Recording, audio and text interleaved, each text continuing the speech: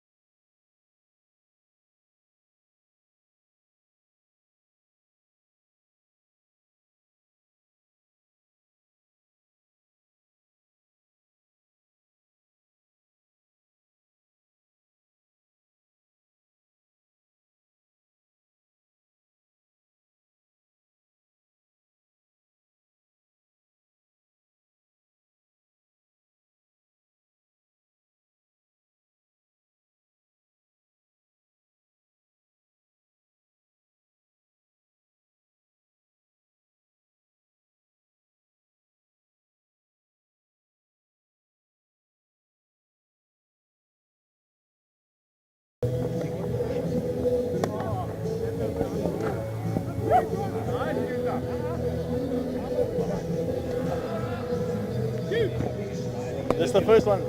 The one I gave you. Just a bit wobbles.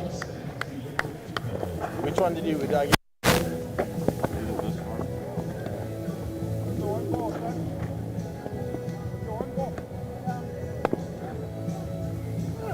The quick one.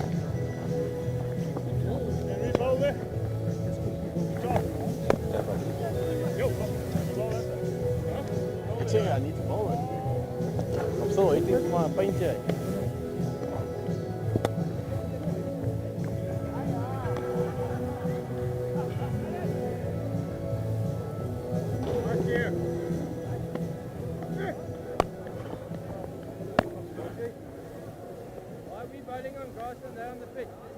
No, we're allowed to bowl it. Good. We're allowed to bowl it. Good. Good. Bowl that side.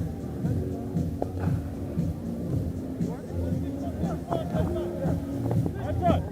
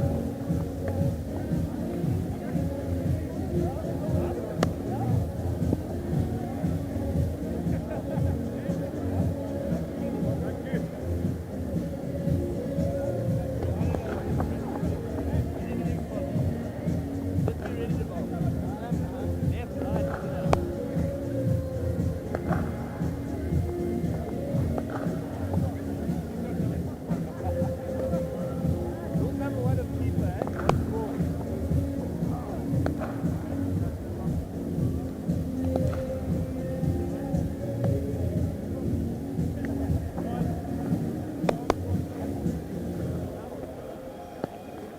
be good. Good match.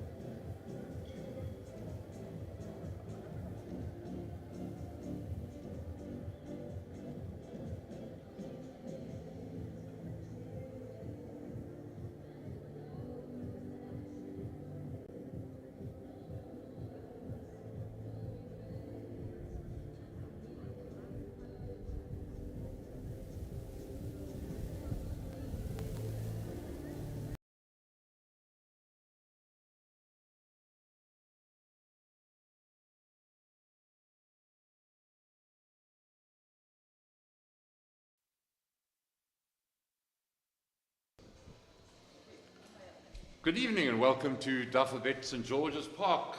Match of the evening, the Warriors hosting the Multiply Titans, and it's all down to a must-win situation for the Warriors.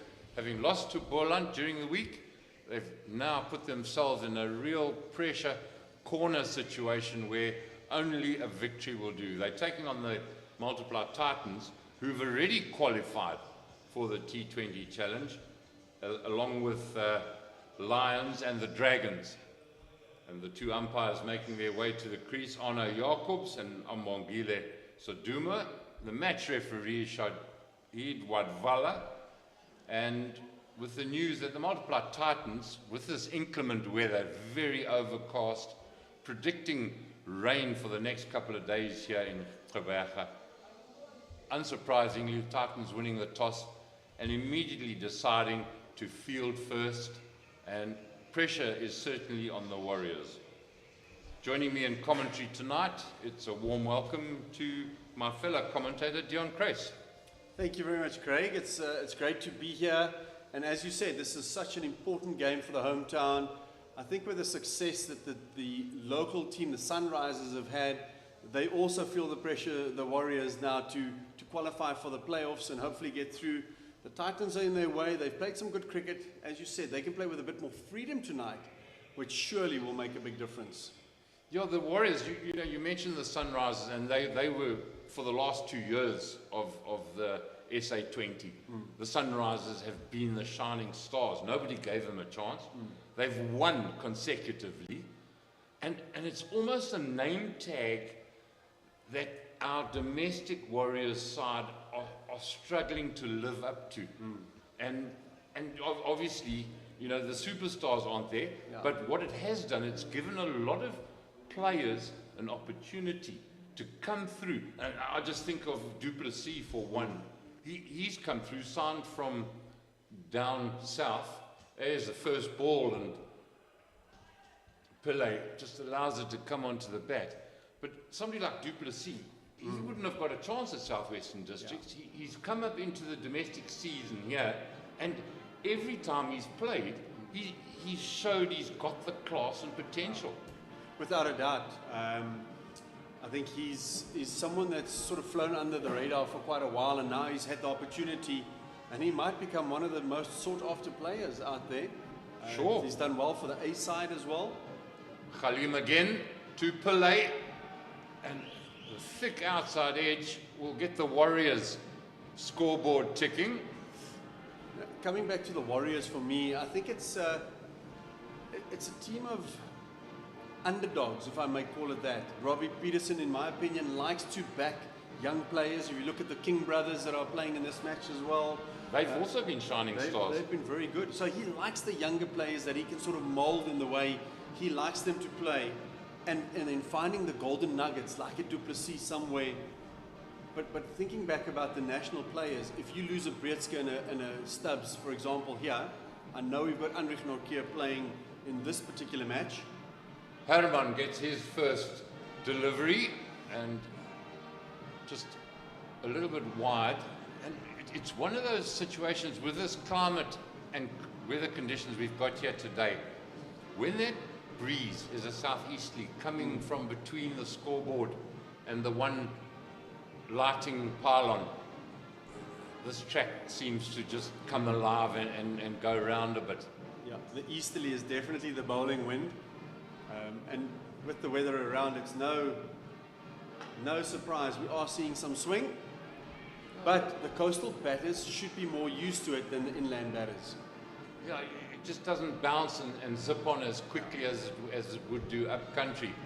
But the pitches we've seen here prepared by Adrian Carter have been superb.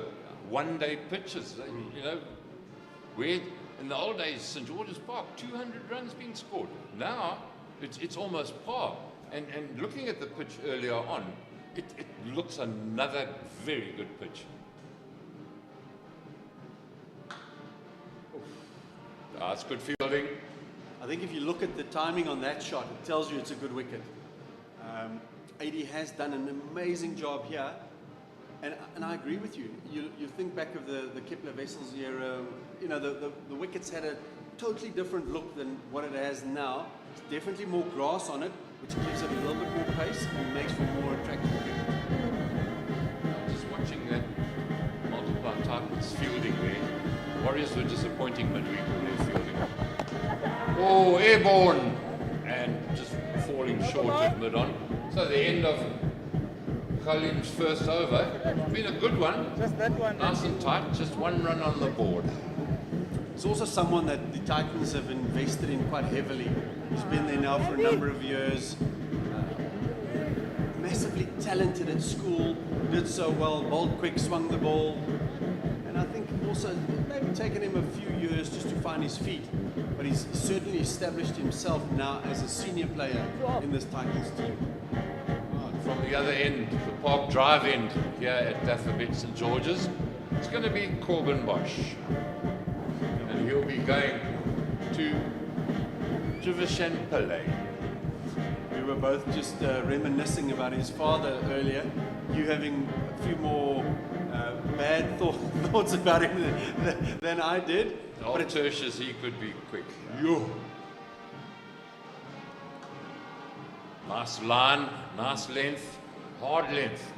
And I think that's what you will see Bosch will try and concentrate on. It's just that back of a length, hard length, sort of trying to splice the batsman the whole time. And especially if the pitch, as we've seen the deliveries already, comes onto the bat, difficult to get away. I'm still of the opinion, I'm very old school. I think if you bowl those hard lengths, there are not many batters that are good enough to consistently hit you off that length. Very difficult. Bosch again. Thick outside edge. Gully is very square. And they'll sneak one down to third man. So there's no doubt the modern bat has played a massive role. Also, the mindset of the modern batter is totally different to our era. But I think, if I go back to the bowlers are too prone to change. Instead of being like a boomerang, nagging away on that length for as long as possible. I think bowlers try to do too much. I totally agree. You know, you think of the real superstars. 6 overs, bowlers at the shoelaces. You're not going to get them all right. And those become the variations in not being absolutely perfect with each delivery. And at the moment, slower balls, fingers across the seam, hard bouncer into the pitch. I don't know. I'm old-fashioned, I agree with you. It's sand shoe at the shoelaces. You're not going to hit those out of the park. It's all about execution. Whatever you do, you've got to execute. Oh, Pillay just giving himself, or Herman rather, giving himself space, getting outside that leg stump and exposing all three. Fortunately, bounced relatively true. But see, that's the prime example of the hard length. It's difficult to hit. He's got to improvise, the batter.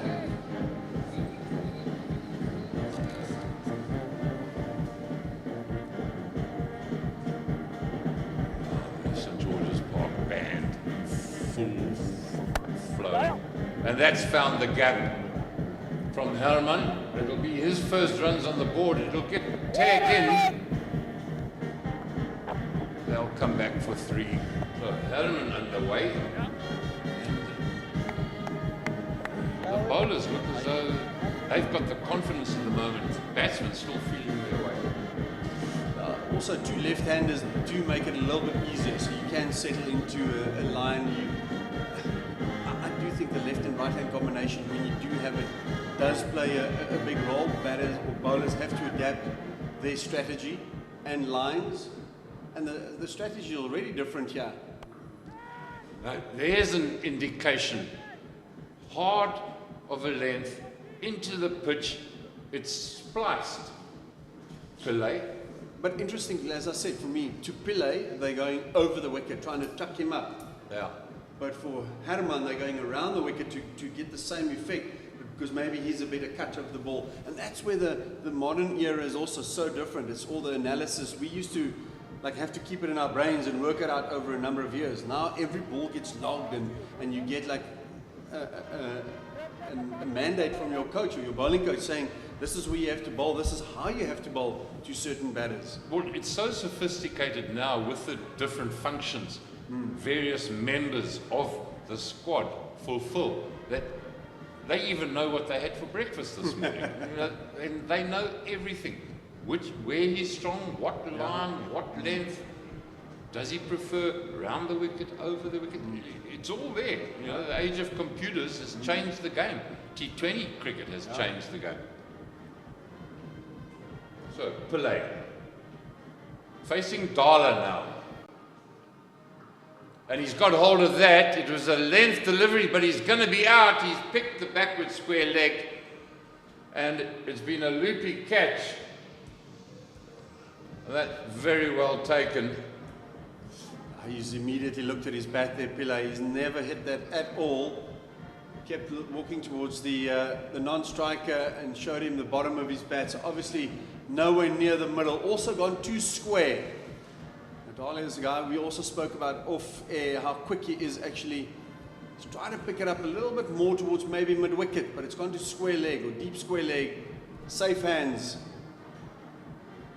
And we were commenting off air a little bit earlier. Junior Dala, I believe, is absolutely deceptive. Because he angles in, he's barrel chested, he's got a very big shoulder arm action. And he's actually a lot quicker than you actually think. And there's a typical situation where the timing wasn't there from Pillay, and you know, it's been his downfall, and the field placing perfect, because they know that sort of length, that's where you're going to get hit with the spooned shot, and problems for the Warriors. JP King now faces Dala. Youngster who's sort of in his second season here. His younger brother has just joined as well, who's more of a seamer. But he's done well. He's been impressive. Young boy, grew up in Johannesburg, and I think it's a good move for him. You know, I'm still of the opinion you want to be a coastal batter. Yes, you may not have the great strike rates or score the amount of runs, but your technique improves because you've got to play differently on these kind of surfaces. Well, previously, when we broadcast the match of the Warriors playing against the Dolphins, JP King got a brilliant 45 and basically won the game for the Warriors. Well bowled by Dala. Line and length, good discipline. It's not often you see 6 for 1 in the halfway through the third over. So the disciplines have been there, but once again, it's been test match lengths. It's proved that it's effective enough, especially in conditions where, yes, it maybe is a bit more advantageous to bowl, but you still got to get the ball in the right areas. I think that's been one of the Titans' benefits. That's short. It's been pulled over mid-wicket. Does it go all the way? No. One bounce and over the ropes for 4. So JP King getting underway with a smartly struck boundary. Once again, the modern way. If it's there, it's got to go. There's no time to play yourself in or be conservative. If it's somewhere near an area where you feel you're strong enough to score, you have to, especially in the power play, when you only allow 2 players outside the inner ring. I think that was Pillay's issue against Dala. He saw it was in his scoring arc, but he just didn't time it because I think the ball got onto him too quickly. Short again, pulled out behind square, and King, very fortunate, doesn't quite get a hold of it and will get the single. That was almost straight down backward square leg's throat again. I initially thought I was going for 6. I thought he'd hit it much better. The angle deceived me too. But it's the first time I'm sitting doing commentary on this side of the ground, the duck pond end. No, I'm so used to. Yeah, the other side, and now the ground actually looks bigger. It's amazing what optics can do to your brain and how you perceive things. Dala around the wicket now to Herman. Squirts it away, straight to that man in the circle at fine leg. And Dala's first over comes to an end. Picks up the wicket of Pillay, but he's conceded the 5 runs. 11 for 1, the Warriors having been asked to bat by the multiplied Titans.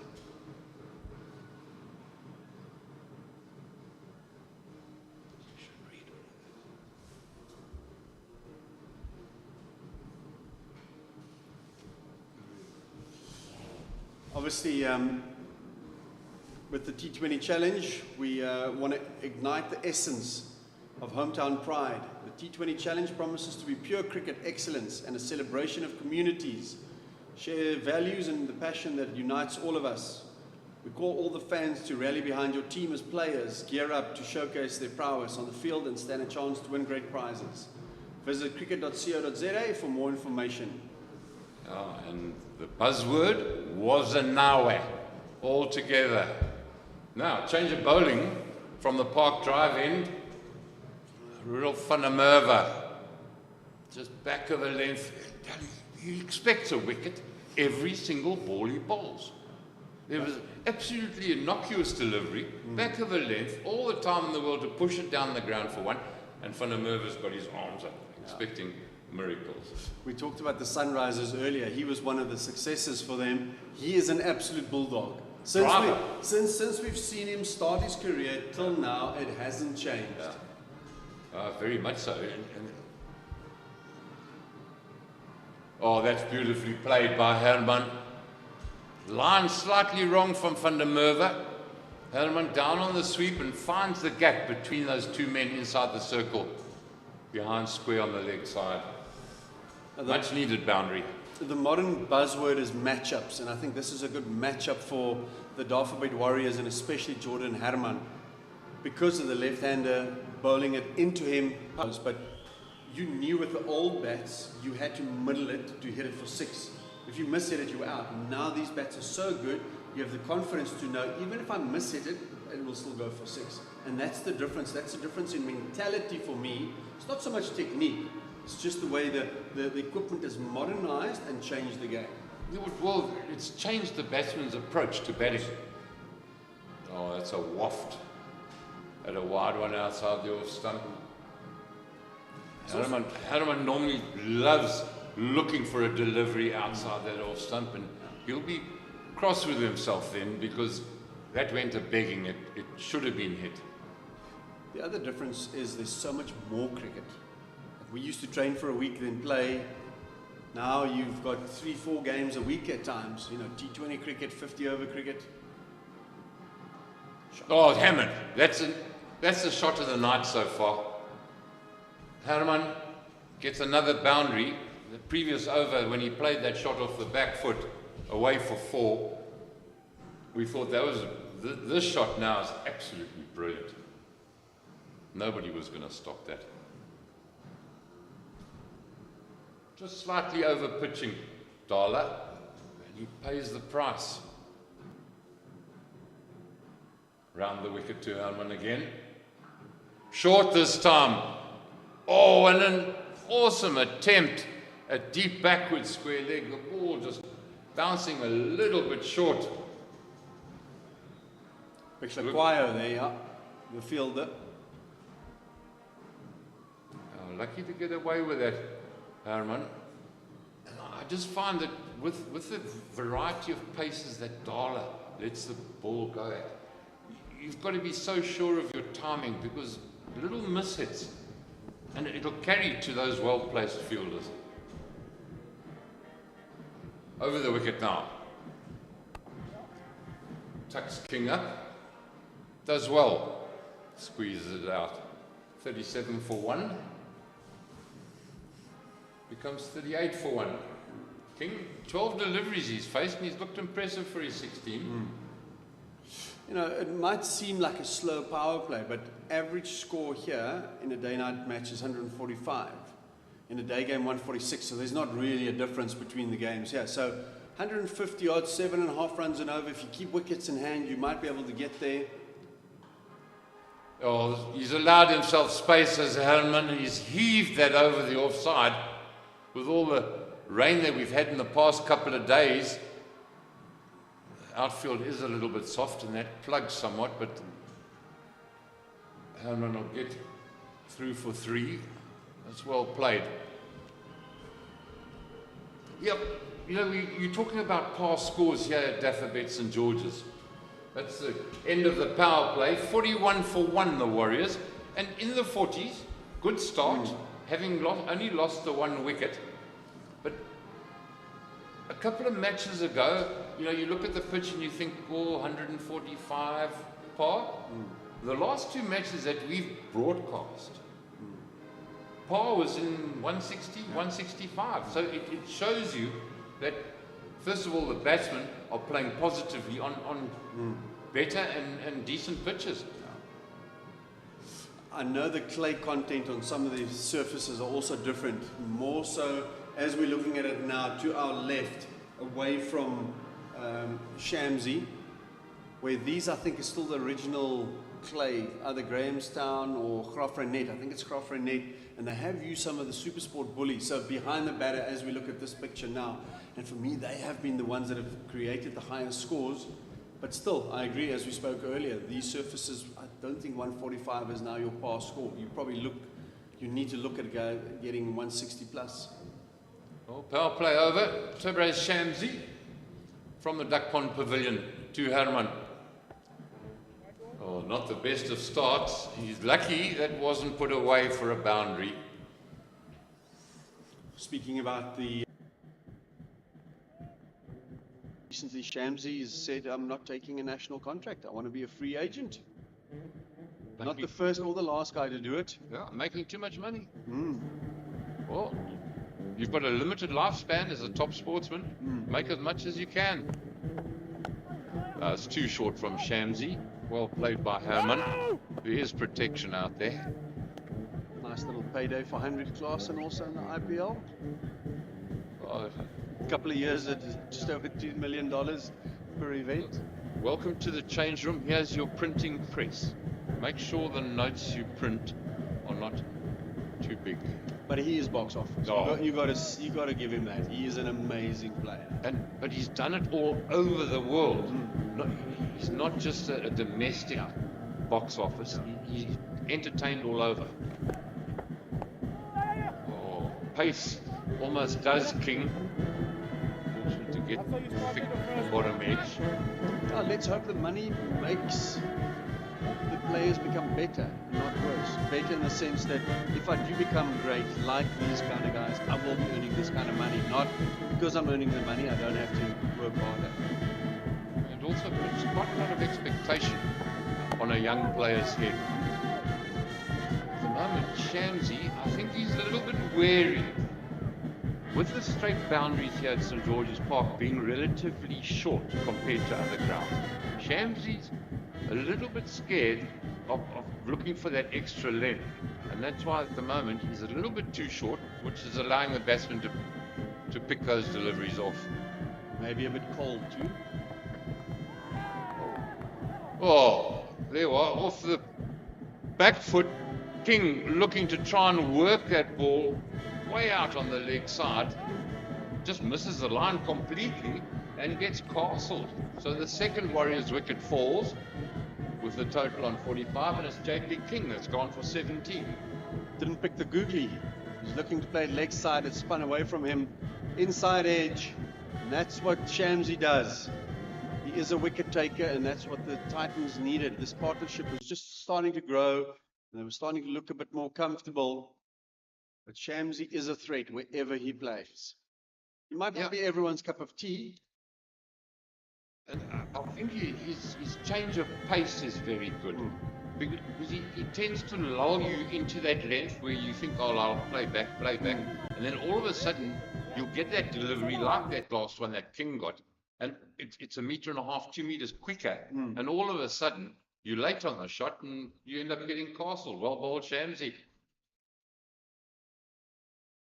Jean du Plessis, the new batsman, and he's been impressive since he's joined the Warriors.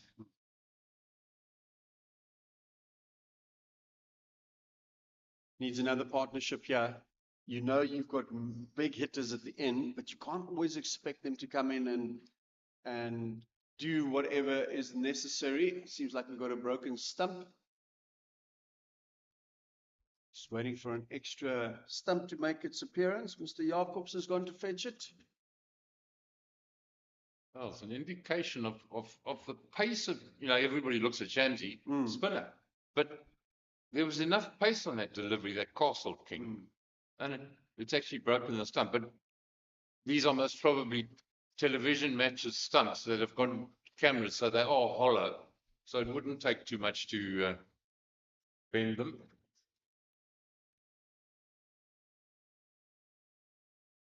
Yeah, it's a difficult situation. You don't just come in and start booming it from the first ball. In the old days, T20 cricket, people might have thought that was the way to play. But with the game evolving, even 1, 2, 3 balls, someone as good as Heinrich Klaassen, he can take a couple of balls just to get used to the pace. Shamsi again, to Duplessis. And he'll get off the mark straight away. Once again, Shamsi with his pace, just rushing the batsman. Yeah, you're 100% right. And then you've got guys who actually make a living from batting for 10 or 12 balls, and they have to have the ability to hit a 6 from the first ball. A guy like Livingston was like that for a number of years. I think only recently now, with the change in coach with the England setup, he's also had a different role now. Herman, sweetly timed. Off the back foot, down to long on. So the end of the 7th over, 47 for 2, time for a break. And it'll be Jacques Kutzer to take over and join Dion Press.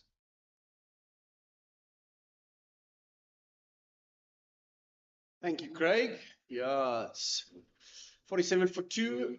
It's a start that I think the Warriors are going to have mixed feelings about. If there was only one down, I think they would have felt a little bit better about it.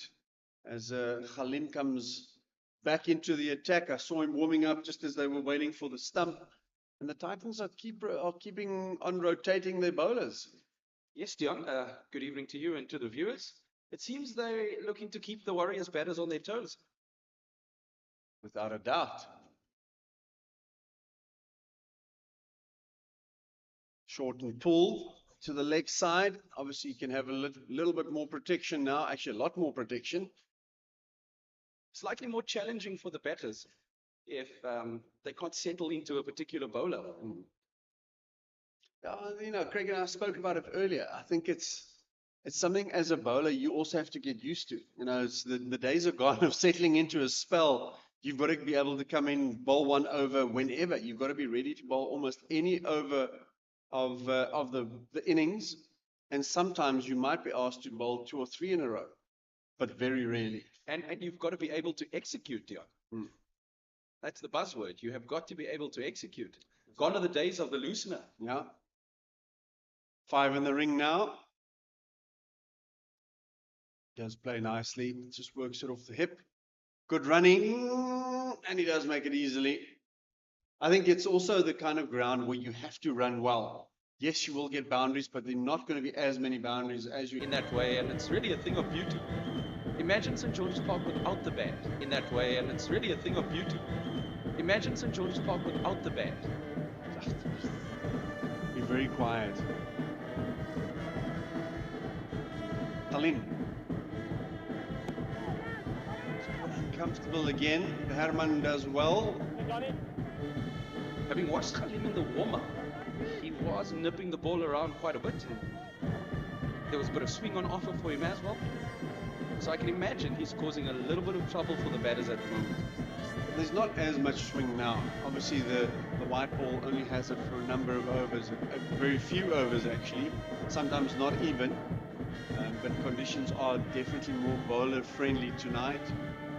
Just happy it's cricket friendly too, because the forecast wasn't ideal for Elizabeth, the friendly city.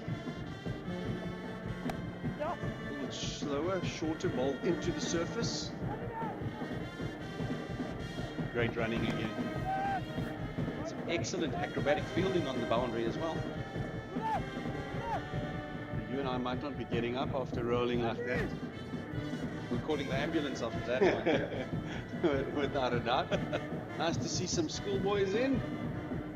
Yes, absolutely. There was a school match played here earlier today. Yes, that's correct. Was it Woodridge and Daniel Pienaar? Woodridge, Daniel Pienaar, yes. Do we know the result? They miss? Yes. Yes, we do. Daniel Pinard. Okay, so they threw. I was just saying the SA20 schools has kicked off and it's been exciting so far. 9th of November, if I remember correctly, will be this region's sort of playoffs to make the Eastern Cape finals. So it's a lot of excitement around, and we spoke about the proper SA20 and what that's done for South African cricket the last couple of years.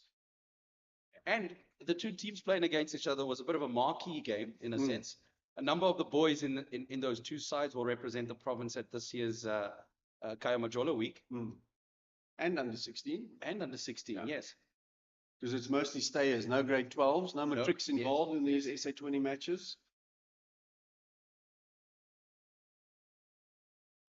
Which is a pity for them, but I don't think they want to fail matric just to play SA20 next year. I think some of these boys would. Yeah. They love the game that much. Shamsi getting a second over here, and rightfully so. He may have felt that he was just a bit stale where he was. I think a challenge will be good for him because we know he's got a lot of ability. I don't think he's always done as well as he can. And I'm hoping the change, the scenery to the multiplied Titans will benefit him. He's got a golden arm. He is a bowler that picks up wickets. We know he's dangerous with the bat. Can we see more?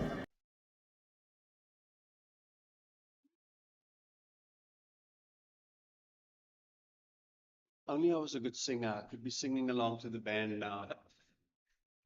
But I haven't quite got Adele or Lionel Richie or Michael Jackson or whoever's voice. That's what showers are for, dear. Yeah, I think I've cracked all the windows in my shower already.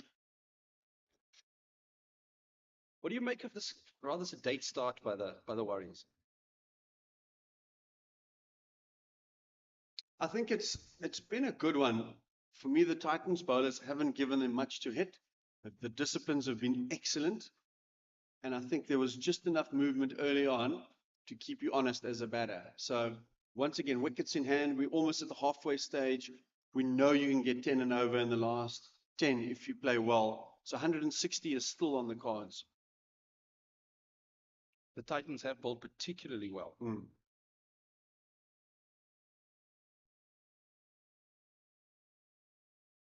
No, this is good running. They've been serial winners over the last few years. The last 10 years or so. The last couple of years haven't been as good.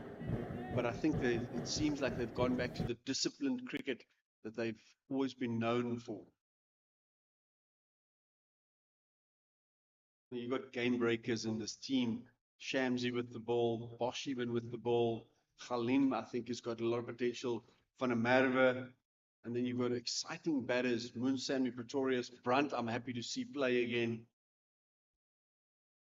Very, very exciting prospect is Luhandre Pretorius. Younger brother is also good. Yeah, it runs in the family. He's busy with his matric year as well. He's gone from St. Stithians to Cornwall Hill, so he could play for the Titans. I don't think him and Quena spent a lot of time in the classroom this year. Spent more time on the cricket field.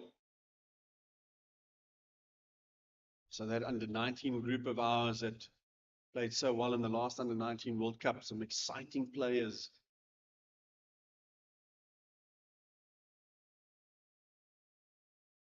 Outside edge, can they turn for 2? Yes, he does. No, Shamsi's arm isn't as strong. 10 overs gone, 65 on the board for the loss of 2 wickets. To some of the youngsters in the stands this evening, watching Jean du Plessis run between the wickets is an absolute masterclass. He's brilliant. There's intent and the old adage of run the first one hard. And that's so true. And it's something that's missing in the game. At this level, at club cricket level, at schoolboy level, our cricketers seem to just not be running hard between the wickets. It's not a feature of the game anymore. Some do it, and some do it for a short while. Some sort of forget about it. But I do think with the intensity of this sort of match in these formats, You have to keep doing it. You never know when someone might knock it on you, get an extra run, and how often have we seen matches won by 1 or 2 runs? Absolutely. You've got to put the pressure on the opposition. You've got to put the pressure on the fielder. Rule of Gqeberha back in the attack.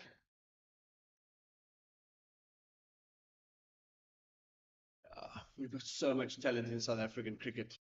It's actually scary. You know, and it's nice to see some of these guys come through. As I said to Craig earlier, I've always been a fan of Herman's, seeing more of Jean du Plessis, and I think that's why players want to be in the first division, because the exposure is a bit more.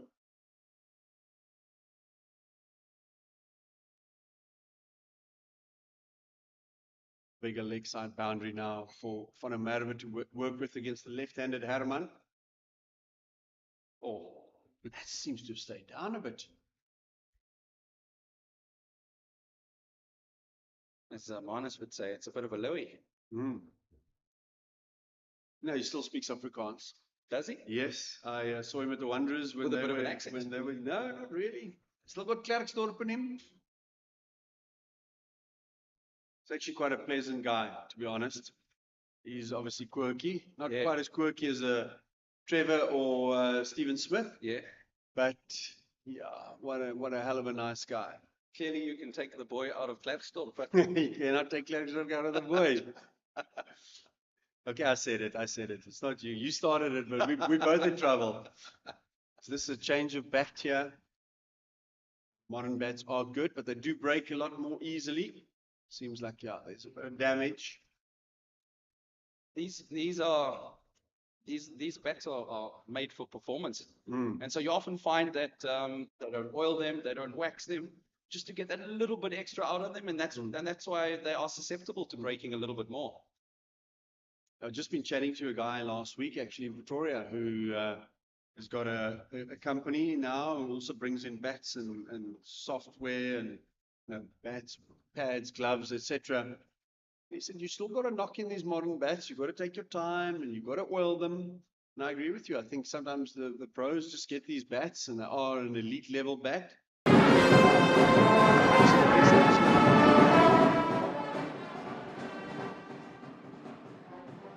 Unfortunately, Dion, you and I can't afford 15,000 rand every time a bat breaks.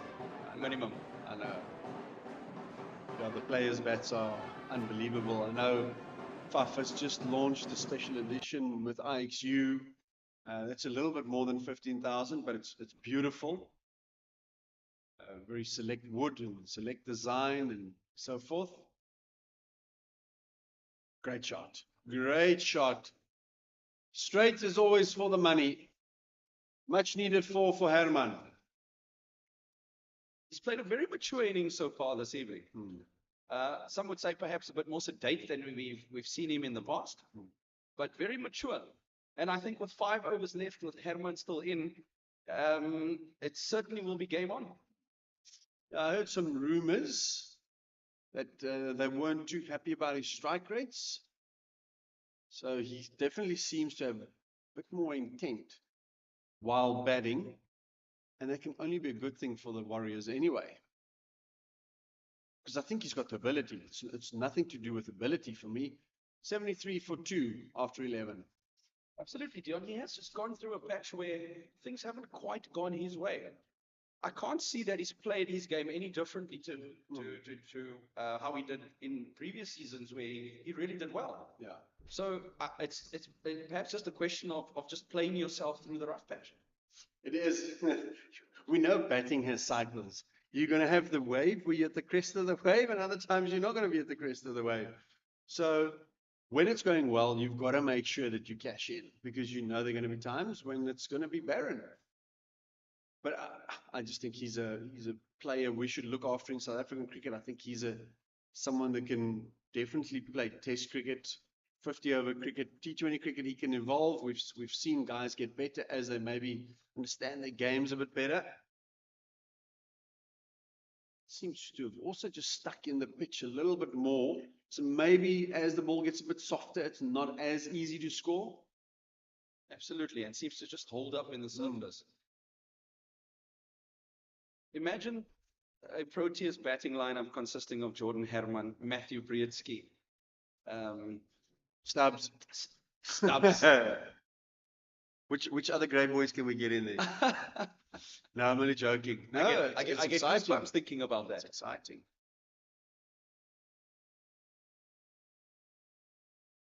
Uh, I'm just disappointed. We spoke about Heinrich Klaassen earlier, and we are blessed, as I said, with really good cricketers in South Africa. But I would have liked him to play Test cricket a little bit longer. He can fulfill that role that Gilchrist did for Australia so well, batting at 6 or 7. He can take games away from you, and I think that's where a lot of teams are going. Thank goodness he's not playing because he can't hurt you.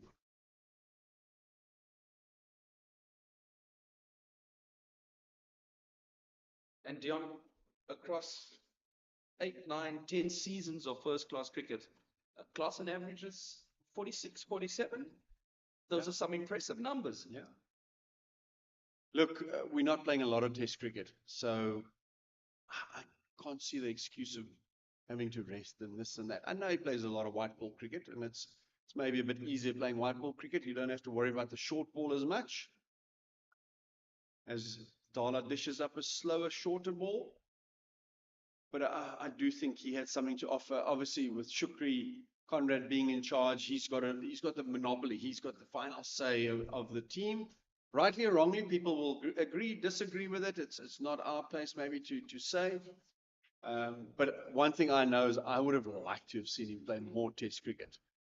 He played the series against Australia when everyone struggled. The wickets in South Africa have been very poor, in my opinion, for Test cricket recently, as this one's chopped over the keeper for 4.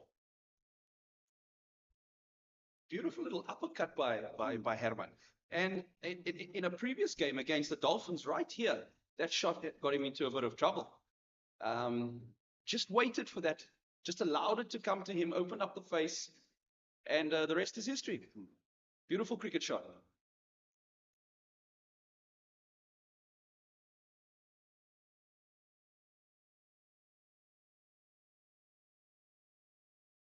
Oof, that's going to hurt. That is going to hurt. Junior Dala is a very strong man, but even he will have a bit of pain. He is built like a small house, isn't he? He is. You know his joke. He's always asking for a plaster because he's so ripped.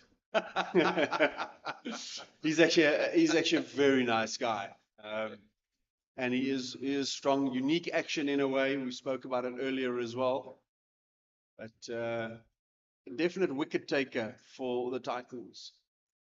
Absolutely, and he's done a job for his team this evening.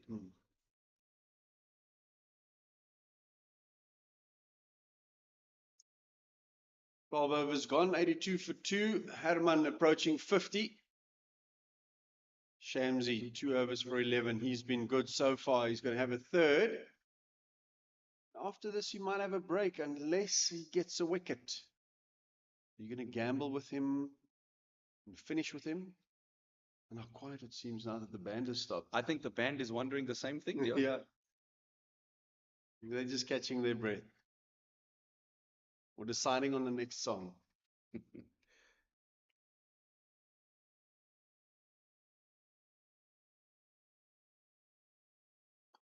Played. Can they get 2?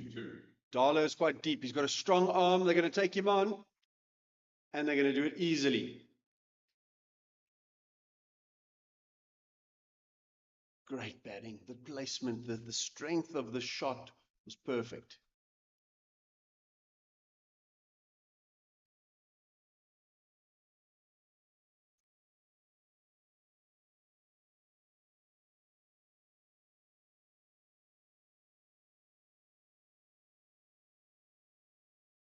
Not going to be 50 yet.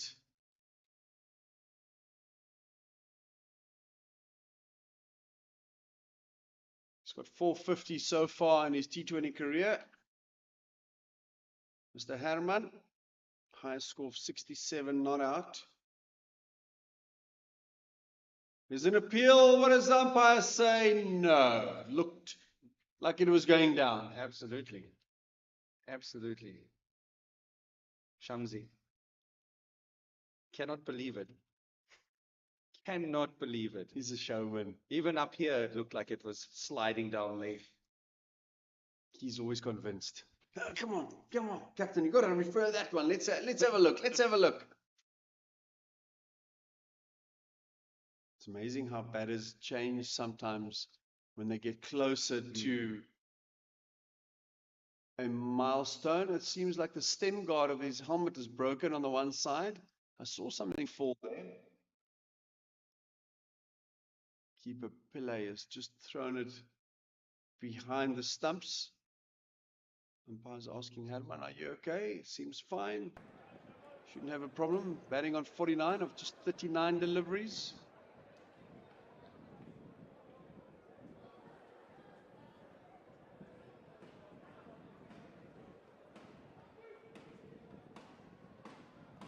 There it is. 50 number 5 for Herman.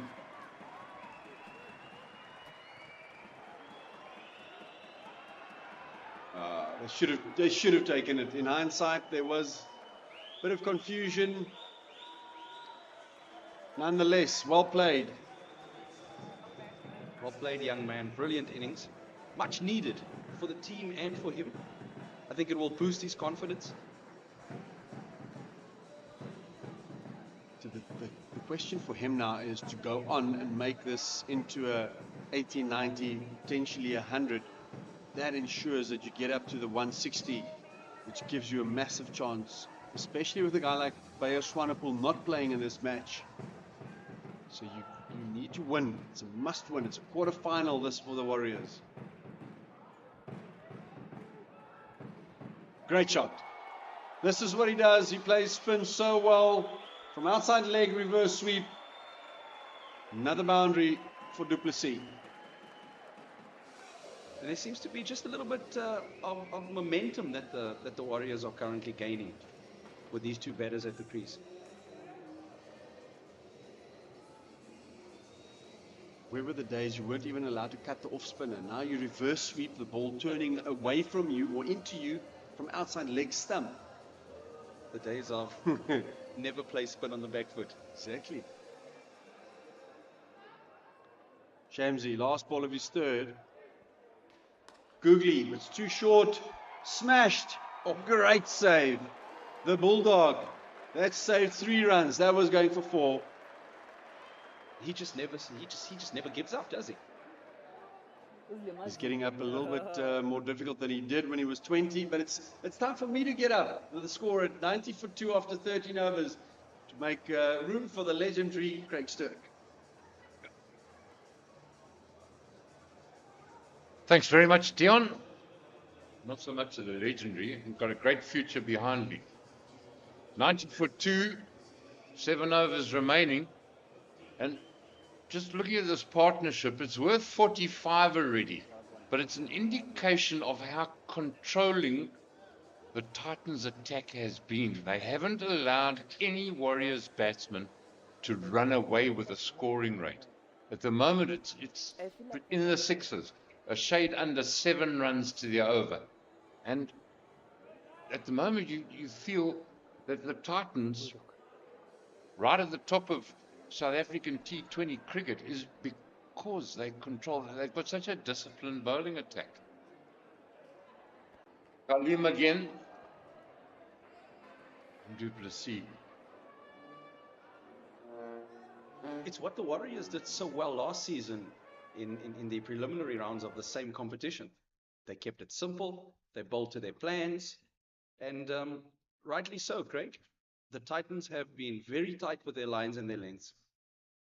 Yeah, just to remind our viewers that the 3 sides that have already qualified are the Dragons, Lions, and the Titans. And you can understand with this performance, Khalim drops it short. It won't find that man in front of square on the leg side on the full, but it will allow the single for Herman. Moves to 51, 92 for 2. Yeah, they're just so disciplined in what they do. Their execution is what maintains their level of performance.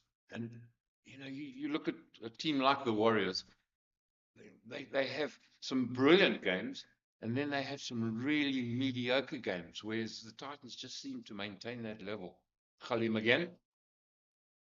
Du Plessis allowing himself some space.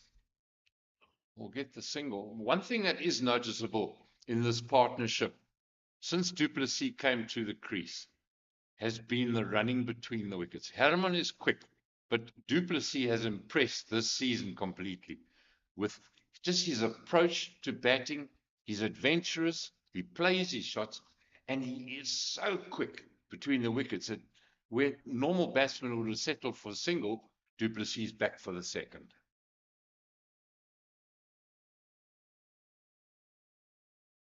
Du Plessis is just a batter who understands his game so well. Well, you know, that all bodes very well for his future, because he's relatively inexperienced and he's proving it. You know, since he's joined this Warriors outfit, he's been like a breath of fresh air for the boys. He understands he's not a batter that shoots out of the blocks, but he's not flustered by that either. Khalim again to Du Plessis. That's too short from Khalim, but he has got protection out on that leg side. And the boundaries are just getting a little bit thin now for the Warriors. This is a stage of the game with 8 wickets in hand. They should be really looking to press on. There's confirmation of the 50 partnership between Du Plessis and Herman.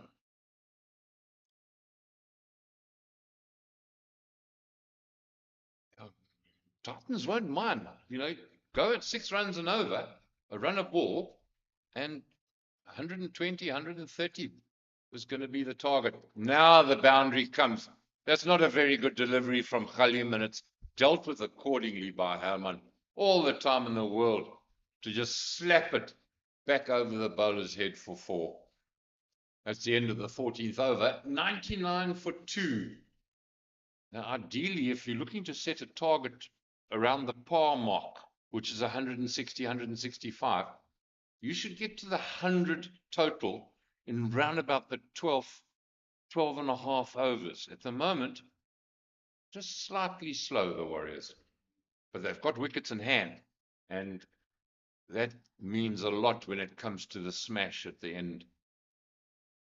They would have assessed conditions and probably have par in the vicinity of 150 to 160. We know that in the past, 160 plus has been chased down very recently at St. George's Park. So it just seems like with the older ball, it just seems to hold up in the surface just a little bit. That coupled with some excellent bowling from the Titans has just put a squeeze on this Warriors innings.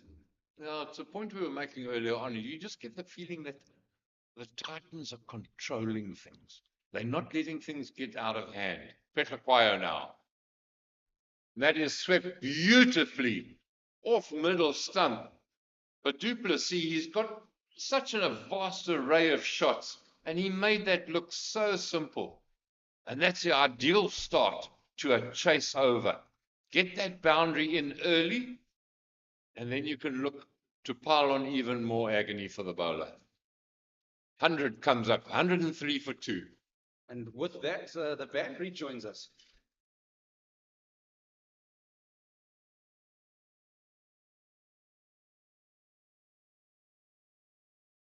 Gqeberha, experienced and a wily character.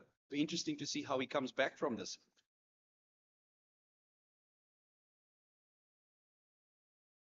Not quite timed by Du Plessis, gets away with it.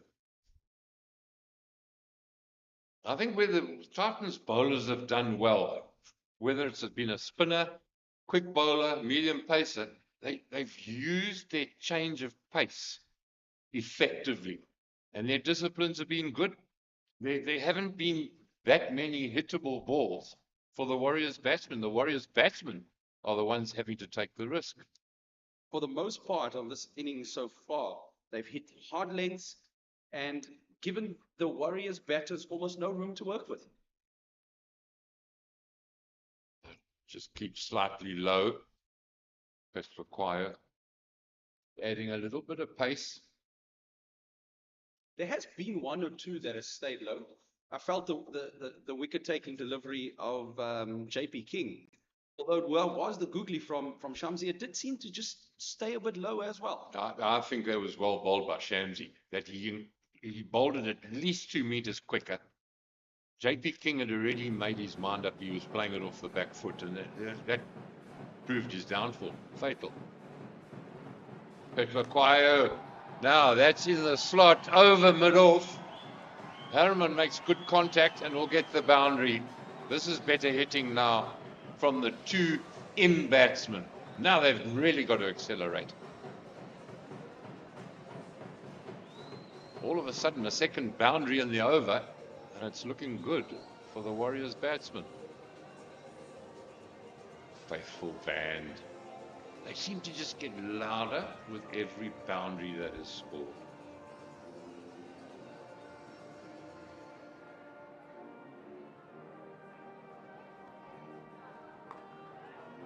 Extra pace from Gqeberha, just rushing Herman, but watch this running between the wickets. That's absolutely brilliant. Brilliant.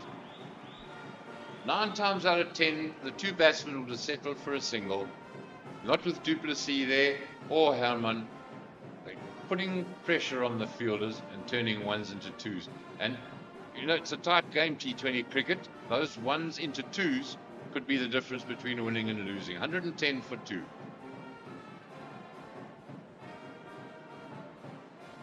And you cannot get that second run if you're not running the first one hard. And Jean du Plessis has shown us that he is hungry for runs, he's hungry for running, and he runs beautifully hard between the wickets. Gqeberha under pressure now. He's gone for 12 runs in 4 deliveries. And he's going to go for some more. Will it make the boundary? No. Van der Merwe, brilliant fielding. Was that Brunt out there?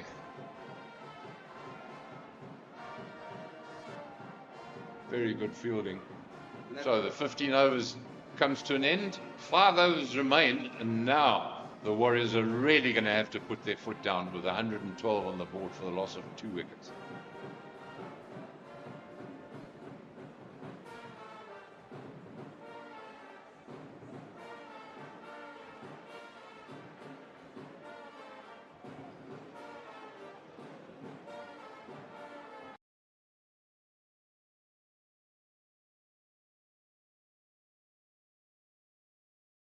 There's the bowling lineup for the Titans, and you can see, look at those economy rates. It's only Gqeberha that's into the double figures. Most of them are around 8, 6 to 8, and that's the level of control these Titans bowlers have kept, excepting that last over from Gqeberha.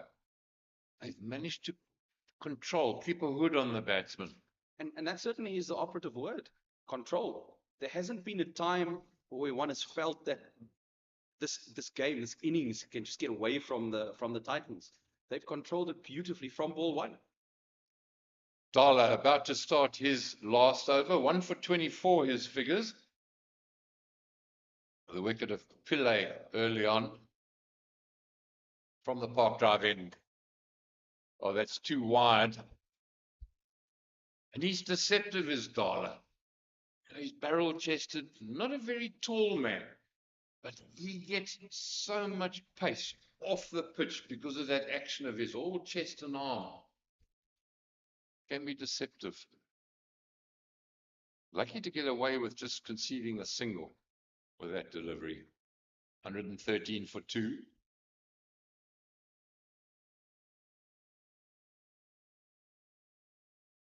Field placings have also been spot on, Craig. Dala perhaps just a little quicker than some of the other bowlers, and that fielder out on the deep point boundary, slightly behind square to the right-hander. Oh, that should go all the way. It does. Too short from Dala, and latched onto it quickly to Jordan Herman, and just helped it on its way. Got nicely inside the line. And it was a case of just making contact. Once again, early on in the over, there's the big boundary. It can become a very beneficial one for the Warriors. Having watched Herman over the last 2 weeks at some of the Warriors training sessions, when that ball is angled in at the body, especially that length, very little foot movement, and it's just hands through the ball. Now, will that go for another 6? It does. That is exquisite batting from Herman. Full ball that from Dala, and Herman just waited for it. Got underneath it outside that off stump. His favourite area, the offside. He climbed into that. Now, 13 runs in the over, 3 balls bowled. Beautiful cricket shot. Didn't try and overhit it. Oh, Brunton Dala. Some serious conversation going on there in terms of what line, what length, what pace. Change of pace, hammered down the ground. Brilliant batting by Jordan Herman. Gets into the 80s now off just 50 deliveries. This is what the Warriors need. Hasn't he rushed to that 80 after he made his way to his half century? Well, in 10 balls, he scored 30. Because he had faced 40 deliveries when he got to 50. So in 10 balls, he's added an extra 30. Such has been his dominance. And now problems for Brunt and his Northern Transvaal Titans bowlers. Perhaps a case of the old commentator's curse, Craig. As soon as we have complimented the Titans on how they've controlled this innings, it just seems like there's a shift in momentum and the possibility of it now just getting away from them a little bit. Well, it had to come from the Warriors batsman. Fielding change now. Mid-off, back on the fence. Short ball, top edge. 5 legs back in the circle. Has that gone for a 6? No, just 4. So this is a huge over. 21 runs so far from the bowling of Junior Dala. Jordan Herman has gone to town. And such is the nature of T20 cricket, Craig. 1 over can change the complexion of a game completely. Sure. And all thanks to Jordan Herman. Batted beautifully, took his time to get to the 50 and then almost said, well, okay, push the accelerator pedal. Now the runs must flow. Big ball this for Dala. Can he get out of the over? No, he can't. That'll be another boundary. Huge over this for the Warriors. And Dala, very expensive. 25 runs coming off that 16th over. Wow, what batting from Jordan Herman. And that puts a noticeable dent in Junior Dala's figures for this evening. Bowled beautifully up until the beginning of his 4th over. Yeah, all those 4 overs of Junior Dala. And remembering, he got that wicket early of Pillay.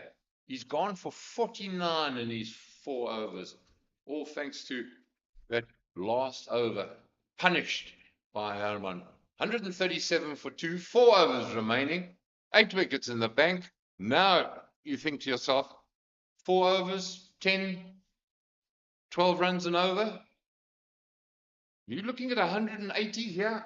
That's what the Warriors should be looking at. 180 minimum. 8 wickets in hand. That's where they might miss Swanepoel, who has the ability to come in and smash it. Maybe Kruger's padded up, ready to come in next.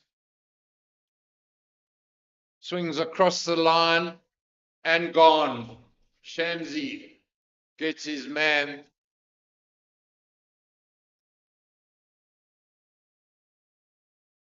That's the end of du Plessis, but perishing in the cause. 4 overs remaining. He had to have a go at everything that was within reach. So the 3rd wicket falls, 137 on the board. As you mentioned earlier, Craig, plenty of firepower left. Only 3 wickets down for the Warriors.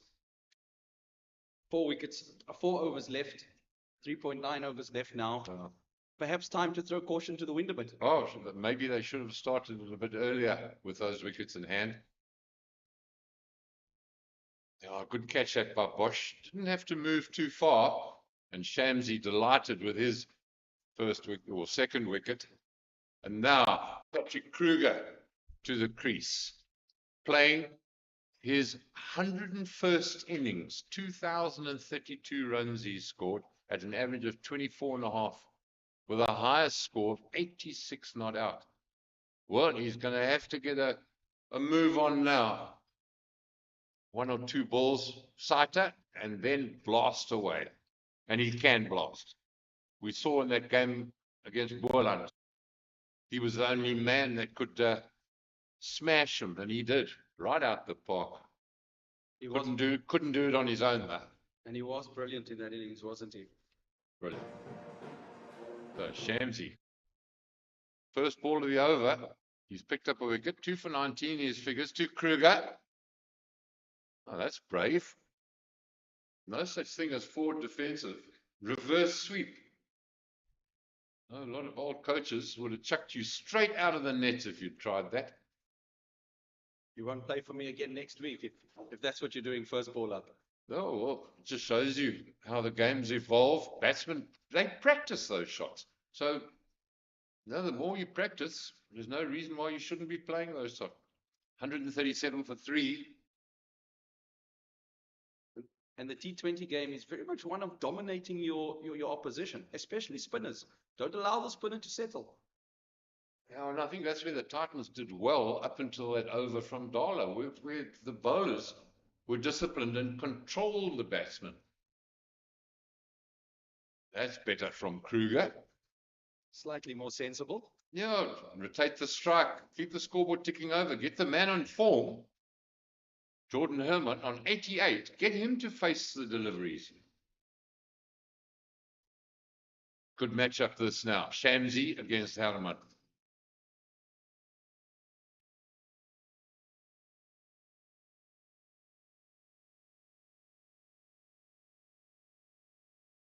Three men out on the leg side, on the boundary. Only a short, fine leg.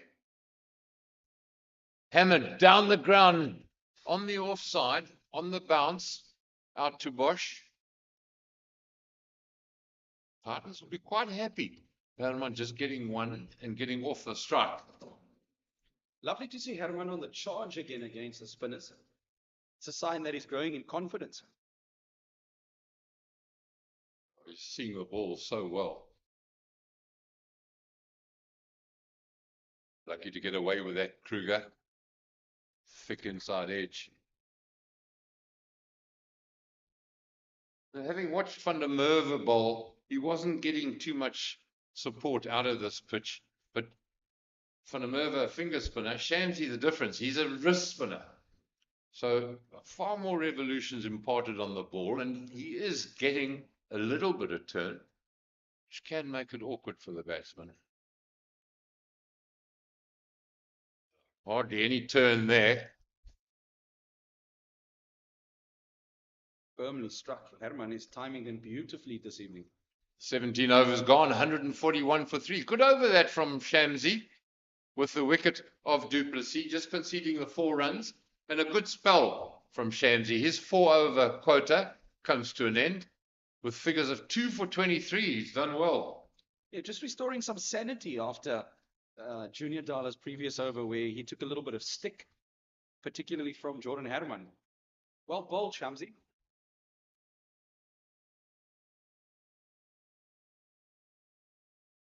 Corbin Bosch. Now it's interesting to see how the Titans are going to juggle their bowlers for these last 3 overs. From the park drive in, Corbin Bosch over the wicket to the left-handed Herman. I wouldn't be too surprised if we see Rulo van der Merwe coming to it at some stage, these last 3 overs. Oh, that would be taking a huge chance, I think, bringing on a slow bowler in these final overs with a man who's got 90 to his name. He's going to farm most of the strike. You don't want a little finger spinner at that sort of batsman. Squeezed away out on the leg side. They'll come back for the second. Good running again. Nice big gap out there with mid-on being fairly straight. And most importantly, the man that's hitting them so well is back on strike. Well, but he's got to farm the bowling, does Herman. Patrick Kruger. He must just make sure he just gets one. No big shots. Give Herman the strike. Let him carry on bashing. 92 he's got.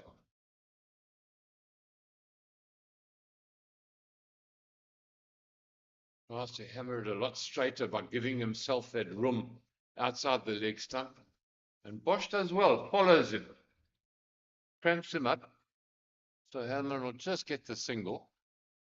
And I'm sure Kruger now, he prefers hitting a medium pacer. Let's see how he'll play this. Is he turning the strike over or is he having a go? Somebody's going to have a go. 2 balls bowled so far on the Bosch over, just the 3 runs. 144 for 3. Each delivery now is crucial. It's the difference between 165 and 185.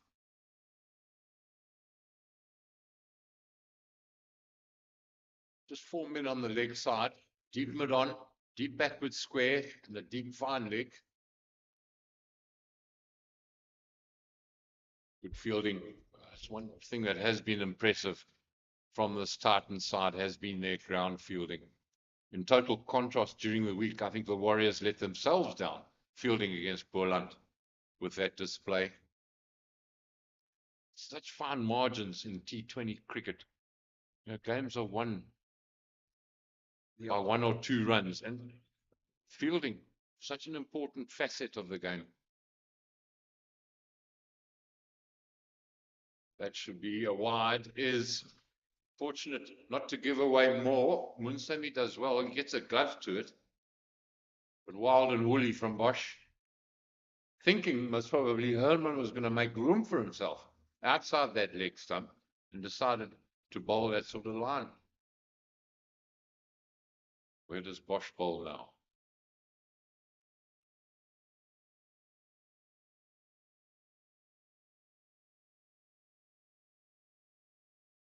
Straight down the ground. I don't think it's been all that well timed, but it'll get to the boundary.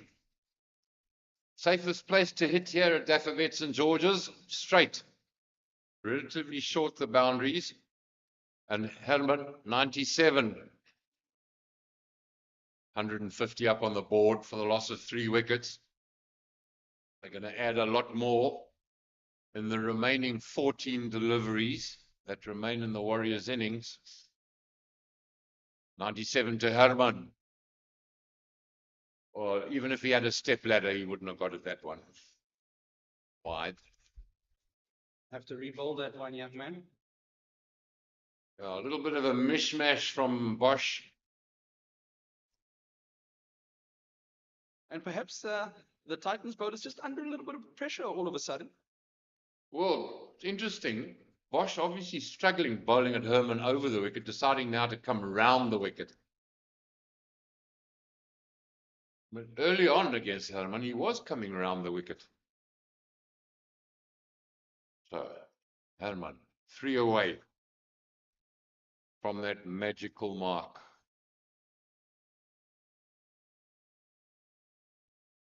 And are those the 3 he needs? Will it get to the boundary? Yes, it does. A brilliant 100 by Jordan Herman. Absolutely brilliant. Cometh the man, cometh the hour. He's the man for the Warriors. Brilliant 100. And this sparse crowd really appreciates that wonderful 100. And 58 balls. And is he not delighted? Well, the second 50 has come in 13 balls. 18 balls, rather. Maths was never one of my strong points. I knew how to get to 100, and I knew how to count to 6. 155 for 3. Now, Herman, 100 under the belt. Can't reach that. That'll be wide again. So Bosch losing the plot here a bit.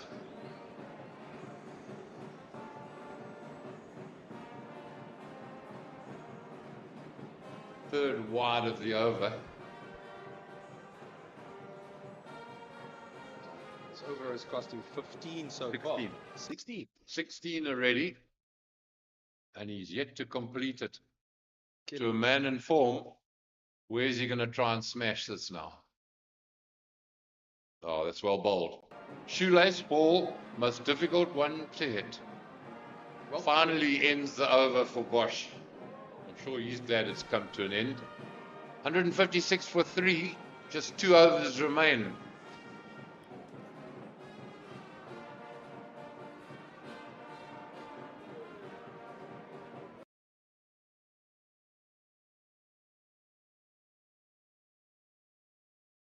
There's the contributions. Jordan Herman, wonderful 100. Du Plessis, that partnership was absolutely magnificent. Just started the momentum for the Warriors, and you can see that run rate that they've achieved, now climbing into the high 8s, whereas at one stage it was lolling around the 6s. 12 legal deliveries remain in the Warriors' batting innings. Well, Khalim, he's going to be bowling the 19th over. And I'm sure you speak to a lot of coaches, managers. 19th over in a T20 game was probably the most important over of the innings. Khalim, he's got the responsibility. He's only gone for 15 in his previous 3 overs. This is a tester now to Kruger. And play fetch. High into the bank. And that's what Kruger is so good at, especially with someone of Khalim's pace. He will tear you apart. Brilliant boundary. All of a sudden, the score races into the 160. We were talking about 160 would have been a good total early on. Well, there's still 11 deliveries to go. Look at another 20. You're looking at 180. And immediately the pressure is on the bowler from ball 1 in this over. Oh, yeah. Why does a batsman have to try and get too funny and too cute? When he's just pummeled a 6 straight back over the bowler's head, now he's trying to reverse sweep. Oh, you know, he's got the power, he's got the timing. Just smash it down the ground. And the previous shot down the ground was beautiful. He didn't try and overhit it. His timing was superb. Just a fantastic cricket shot. All the one benefit from it is it brings Jordan Herman back onto strike. Perhaps just a rush of blood to the head as well. Yeah, but you know, when the pressure's on, it's those people that keep their cool that succeed the most. But Herman, 101 to his name, facing Khalim. That's very well bowled. Follows him, and that should be the end of Herman, and is a brilliant innings. Comes to an end. Good catch that by Pretorius, diving away from him. And the mainstay of the Warriors innings, Jordan Herman, with 101 to his name, makes his way back to the pavilion. And there's sportsmanship for you. A lot of the Titans players shaking hands with Jordan Herman for a wonderful innings. Absolutely. Good sportsmanship all round.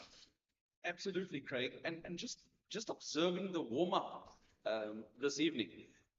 Some of the Warriors bowlers were bowling to the keeper and coach of the Titans. So obviously a very healthy sense of sportsmanship and camaraderie between the two teams, and a healthy respect as well. Yeah, I think that's the main issue. Mutual respect to maintain that rapport, and there's the standing ovation Jordan Herman gets for a wonderful 100. Has he done enough for the Warriors in this innings? Teshila comes to the crease. And in celebrating his milestone this evening, in celebrating that 100, his eyes immediately shot towards the dugout where he acknowledged his teammates. Oh, everybody was on their feet, so happy for his success. And I think that's the binding of a good team, is that spirit within the members that, you know, everybody wants each other to do well. Khalid, having gone for a boundary, that first ball has struck back well, got rid of the dangerous Herman. Now he's got Gqeberha in his sights.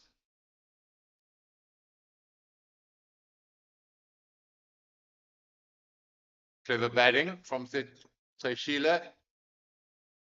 Get Kruger on strike.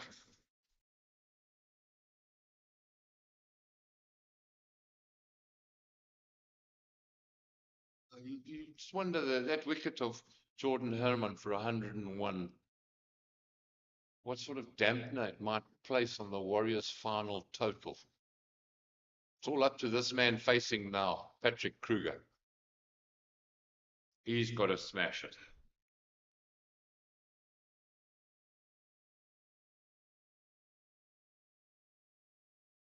Difficult to hit that out of the ground. Well bowled by Khalim. Doesn't give the batsman any chance to get underneath it. And overstepping, no ball. Oh, you don't need that at this stage. Fortunately, with a single, that free hit will now be to the new batsman. But Gqeberha now, surely he's just got to tee it up. He knows he's got license to. Aim for the hills.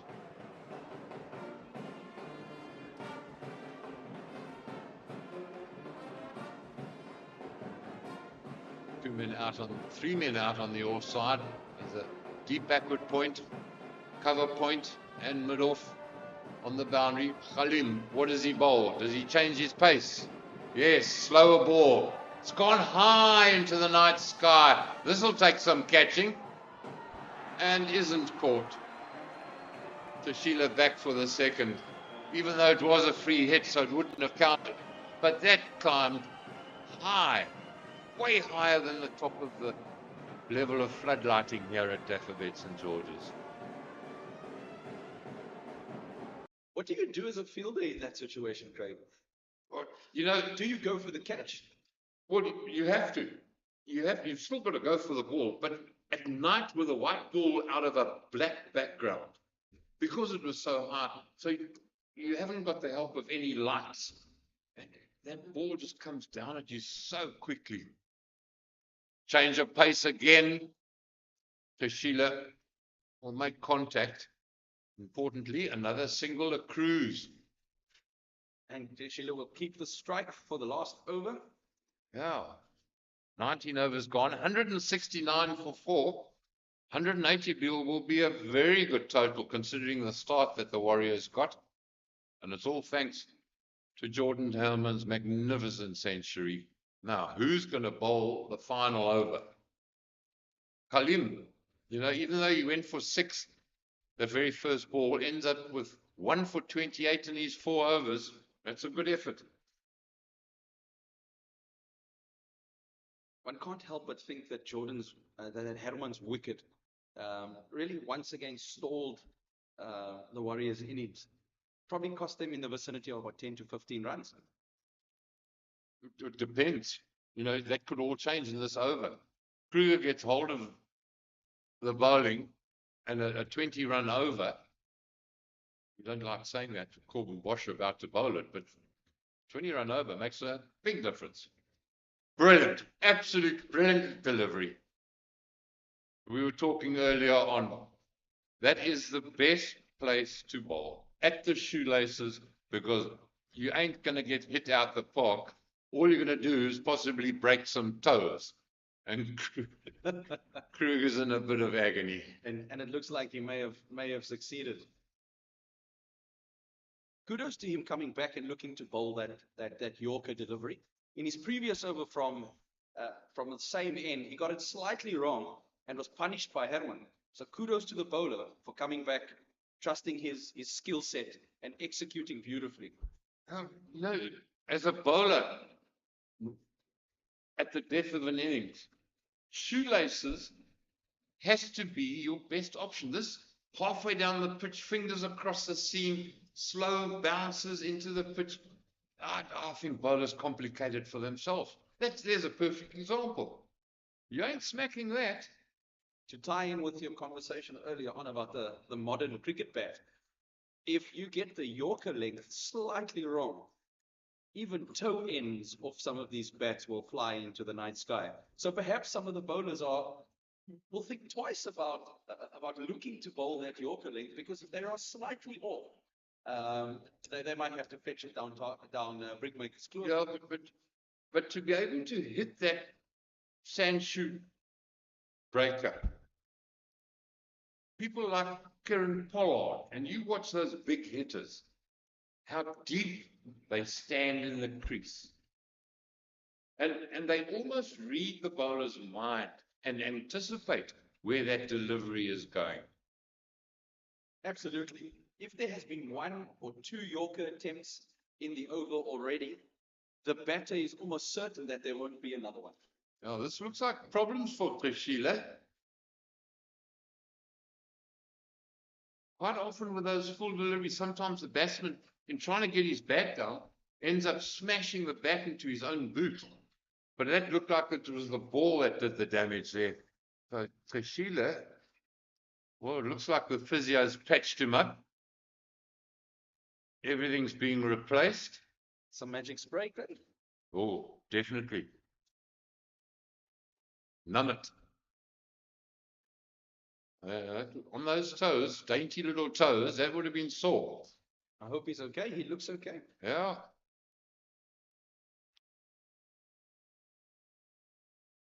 Oh, that is a fine delivery from Bosch. You just wonder, this little hiatus hiccup in play, how does it affect the momentum of the batsman? Because I think the bowlers, he doesn't mind the break in play, gather his thoughts, work out his tactics. But from a batting point of view, that little hiatus can prove a problem. It does just break the flow and the momentum, or has the potential to do so, especially at such a critical stage of the game. Yeah, but the Warriors have got one of their most powerful hitters on strike, 170 for 4. I don't think Kruger is going to leave anything behind with this next delivery. Let's see how deep he stands in the crease. There. See that first step backwards, getting even deeper in the crease, almost anticipating another Yorker. Bosch does well. Quite happy just to concede the single. 171 for 4. 4 deliveries remain. So a good start to this, the 20th over from Corbin Bosch. Gqeberha also very deep in his crease. I think Bosch will be aiming for those shoelaces again. Oh, that's brilliantly played. Just a little bit of width offered to Gqeberha. Predetermined, premeditated shot. He was always going to reverse scoop that, and almost Dulcin-like. All it needed was to make contact, and a valuable boundary. 175 for 4. And to your point earlier, Craig, perhaps a bit of anticipation from what has happened in the previous 2 deliveries of the over. The width was there from Bosch to be able to do that. If that had been straight and in line with the stumps, I think Gqeberha would have been in trouble. And he's knocked his bails off. That'll be him. Oh, has he been hurt? It's hit him. He's knocked the bails off. And Bosch causing all sorts of damage to Gqeberha. That was nasty, that delivery. He looks like he's in a bit of trouble there. Yeah, no, that hit him hard. Really did hit him hard. On comes the physio. Yeah, they're giving him some air. And it looks like he could be out cold. Because there doesn't seem to be any movement from Gqeberha. There is a little bit of movement there that I saw, Craig. Oh, it's up.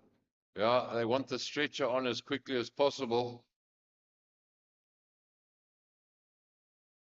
Yeah. Was that the medical doctor that they've called on as quickly as possible? Quite possibly. There comes the stretcher. Oh, that was nasty, that delivery. Oh. Hopefully he's okay, Craig, and worst case scenario is just that he's winded himself a little bit. Yeah, as he tumbled over the stumps there. It depends on impact, the angle of his head, because if that ball has climbed underneath the grill of the helmet, then it's straight into the chin throat area, which is so dangerous. And, you know, modern day batsmen with a full face grill, with all the protection, they have a go at everything. And sometimes in a situation like this, it can lead to your downfall because, yeah, but that certainly was a nasty delivery, and it struck Sheila. Oh, thankfully you can see him moving his gloves, he's moving around. But that has struck him a nasty blow.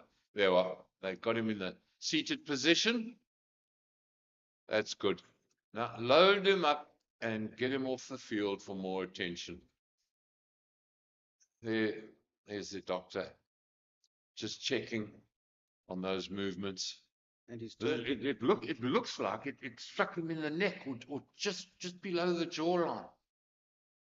Yeah, nasty. not great scenes, but he looks okay for the time being. Oh, that's the main thing. As long as he's all right, he's in good hands. Excellent attention being given in terms of physio, medical staff, doctor. And how quick was that response from the physio? She was on the field in a flash.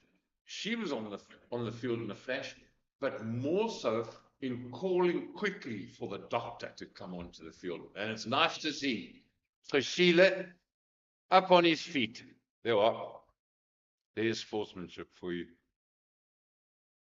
All the multiplied Titans fielders inquiring whether he's fit to carry on. That'll be interesting now. Now, with that long delay, he is out. There's Arno Jacobs just pointing out to Sheila that in executing that shot and in being hit as he fell over backwards, he did dislodge the bails. So that's the end of Sheila in unfortunate circumstances, but he's got to go. Out hit wicket. Yeah. In quite bizarre circumstances. But he's up, he's walking. Yeah, that's the main thing. He's managing under his own steam. Oh, that looked nasty.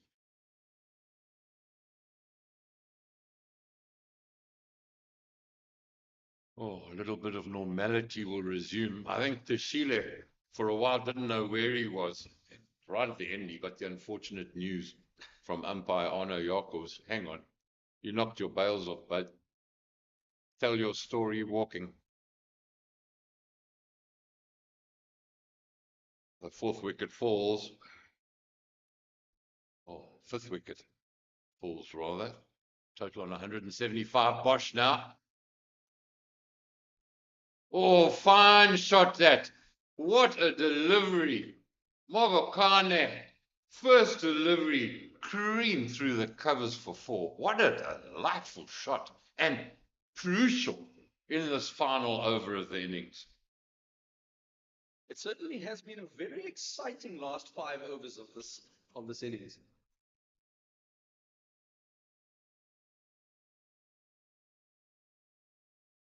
Oh, there's the 180.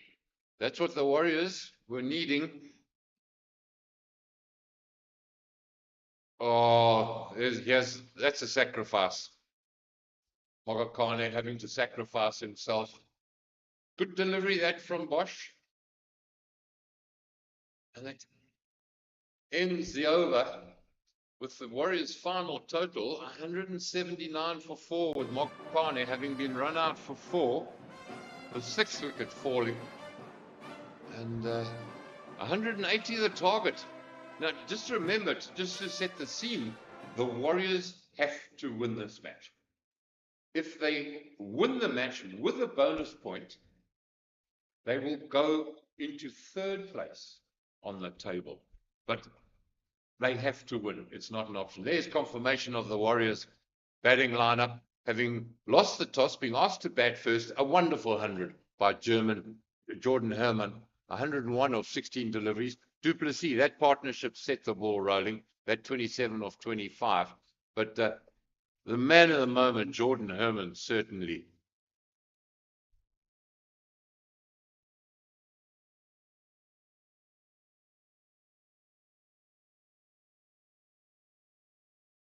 Now, the Titans, with that huge batting lineup they've got, 180 is going to be a daunting task. There are some very handy bowlers in that Warriors lineup.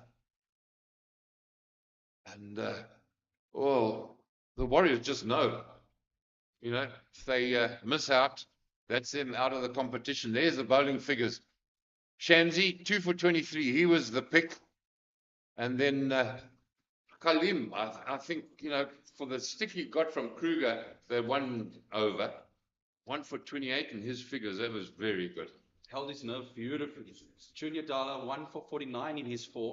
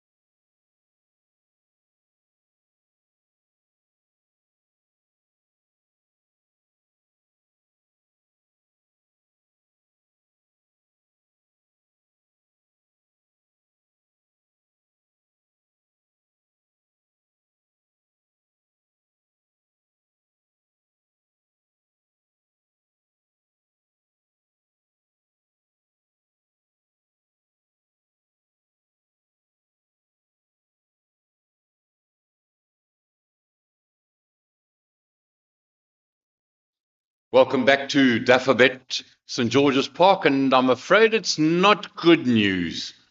We are in the process of a rain delay. The small colours have been brought on. There you can see Adrian Carter walking towards the fourth umpire. And what a wonderful first innings we saw from Dafabet Warriors. 101 from Jordan Herman. They ended up on 179 for 6.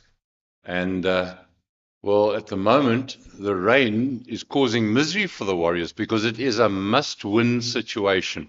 The Warriors, if they don't come away with a minimum of 4 points, that's them out of qualification for the semi-finals. But we'll bring you cricket as soon as play resumes. Please don't go far away.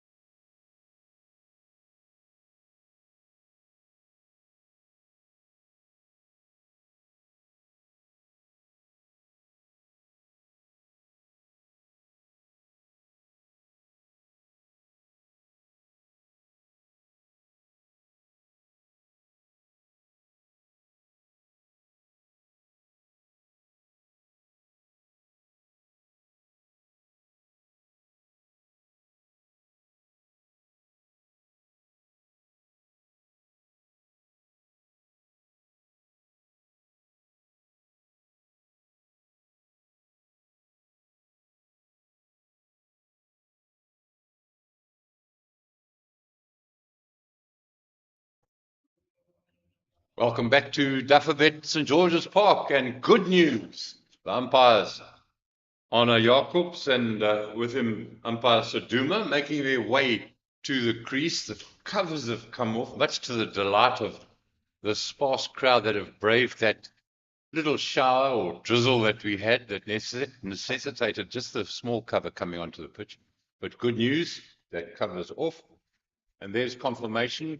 Dafabet Warriors losing the toss, being asked to bat, 179 for 6. And top of the list there, Jordan Herman, a brilliant 101 or 60 deliveries. His last 51 runs came off 20 balls. That's how good he was. And a very imposing target has been set for Multiply Titans. And this is a must-win situation for the Warriors, because only a win will keep them in with a semi-final chase. So they've got all the work to do, and they're facing a very daunting Multiply Titans batting lineup. With me to start proceedings for the second innings, Jacques Gqeberha. Good evening. Good evening once again, Craig. Let's see how the Titans go about chasing down this 180 that's been set for them. Exciting to see the young Luhandre Pretorius at the top of the innings. Be interesting to see how he goes about getting this run chase, kicking off this run chase for his team this evening. Now, you just wonder if that little bit of drizzle that necessitated the covers coming onto the pitch, would that have greased up the pitch slightly? And if so, if it has, it'll make batting a lot easier, because we saw a couple of deliveries from the Titans when they were bowling at the Warriors that were just stopping in the track. And now with a little bit of moisture, it'll grease on nicely to the bat. And the Warriors, sincerely, are going to have to be very disciplined in their attack and their choice of bowler, and in choice of their matchups, who they bowl at the opposing batsman, as to how well they defend that 180.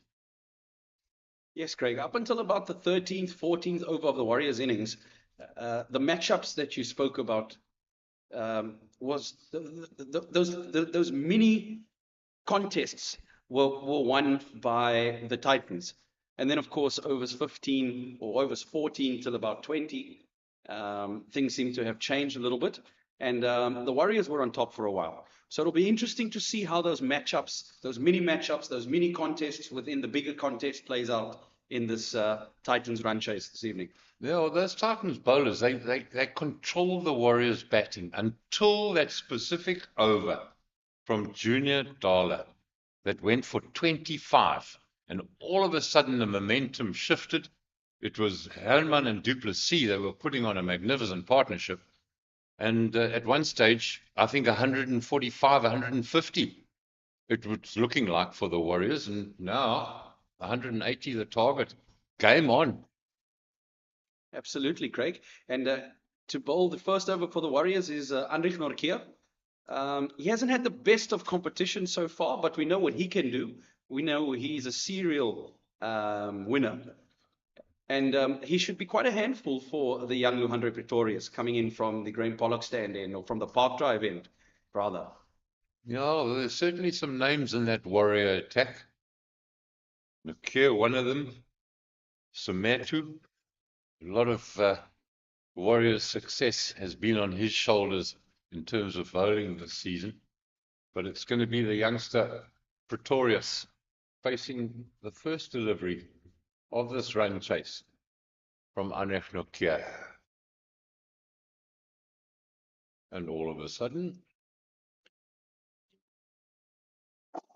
there's a hold-up as Arno Jacobs is waiting for some form of communication. Oh. Walkie-talkie's working overtime. You just wonder what exactly is the reason for the hold-up. It was all systems go, but just getting back at that Warriors batting lineup, they were superb. Having lost the toss, being asked to bat first, Titans, they know what target they need, but Herman and Du Plessis were superb. JP King also got into double figures.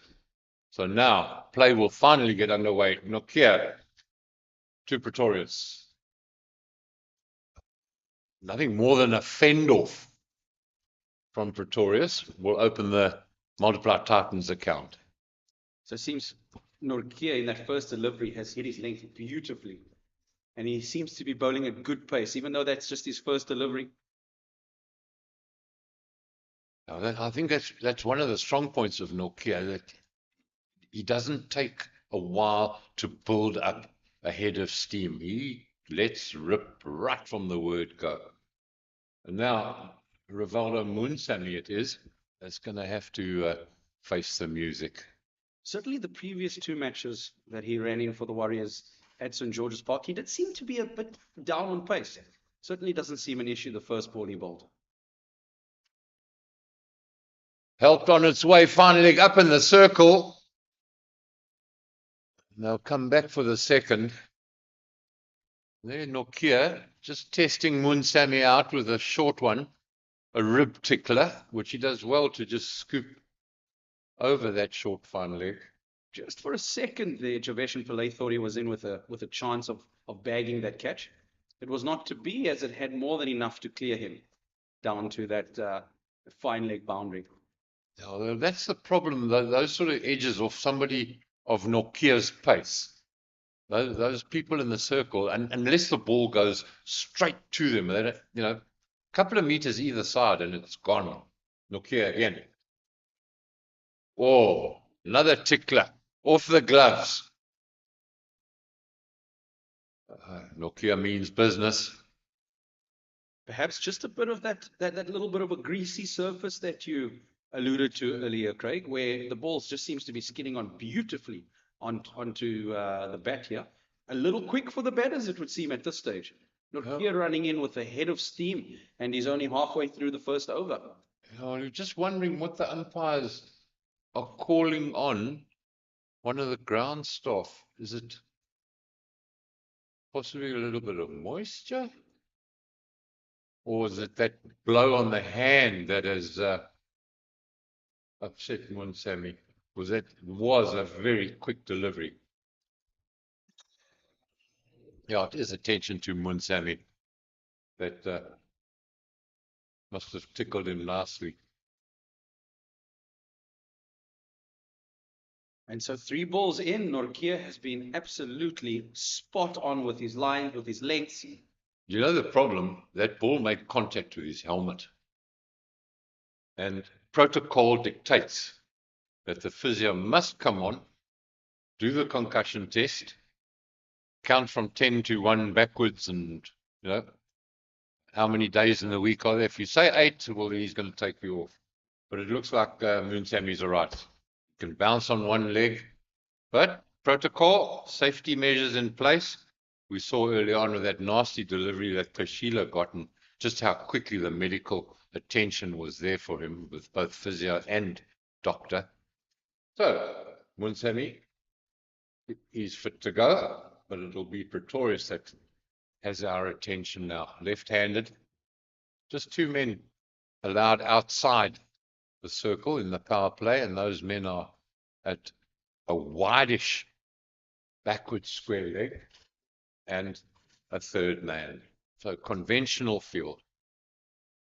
1 slip in place as Nokia goes to Pretorius. That's all Pretorius has to do. Use the pace.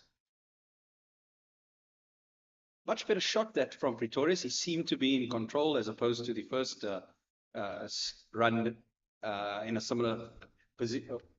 His first run to a similar position in the field. Perhaps just after seeing 1 or 2 balls, just getting the pace of the surface. It's quite a rude awakening. First couple of balls from Nokia, one of the quicker bowlers in the world. He's managed to hook that, get hold of it, as Moonsamy, but he's not going to get the boundary. Good fielding. Good all round, good support. And because of Norkia's extra pace on the surface, tough for the batter to extend the arms fully through that pull shot. And he splices it down to the deep square boundary where some really excellent work is done by the fielder. Yeah, I think that was sheer pace from Nokia.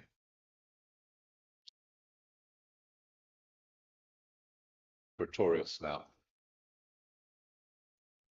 This could be out. Straight to fine. Oh, it's bounced short of fine leg, I'm sure. He must probably lost that in the lights because he seemed to hesitate. And that was an opportunity. I think it's gone a begging that Pretorius, in spooning that one towards fine leg, it looked like fine leg lost that in the lights. Just looking at one of the King brothers, I think it is.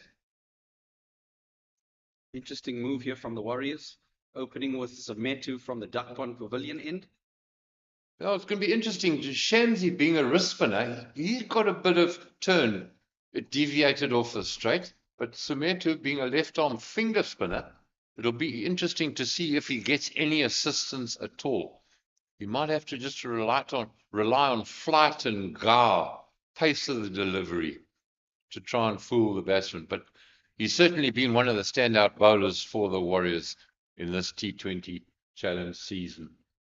So Zametu it is, and he'll be going to Pretorius. Down the wicket, down the ground, and for 6. Oh, good intent that from Pretorius. Not scared, straight away to use his feet, full of confidence, and struck it sweetly. In all honesty, it was there to be hit. It was just a little toss-up from Zametu.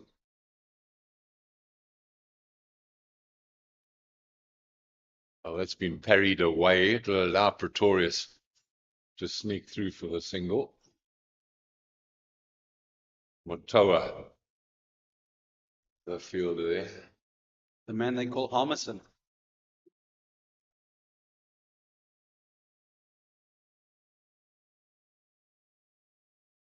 Munsami, 6 he's got. Saw him coming, did Zametu.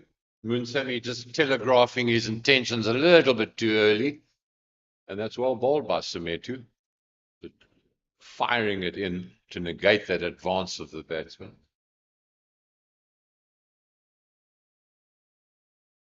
Just in my observations of Zametu over the past few games, he has bowled for the Warriors at crucial times and in some pressure situations as well.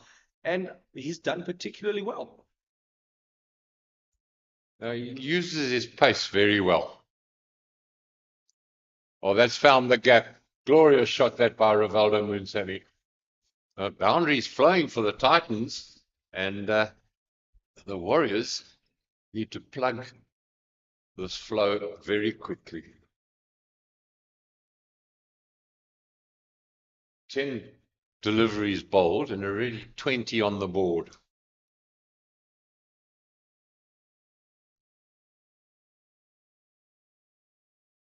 Lucky to get away with that, Zametu. Always short and drifting down the leg side. It is the first time I've seen him bowl from this end.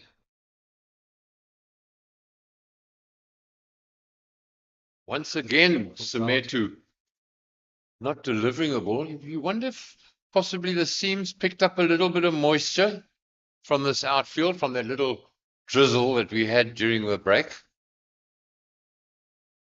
If it has, he certainly. I didn't see him wipe the ball with a towel that he's got on him. So just something happening here. Not quite sure what it is. No, the batsman pulled away. Zametu just carried on after the batsman had pulled away and let go of the ball. I'm sure the umpire would have called, the moment he saw the batsman move away, called dead ball. Very static is Munsami. He's got a good eye there. It came out the middle of the bat.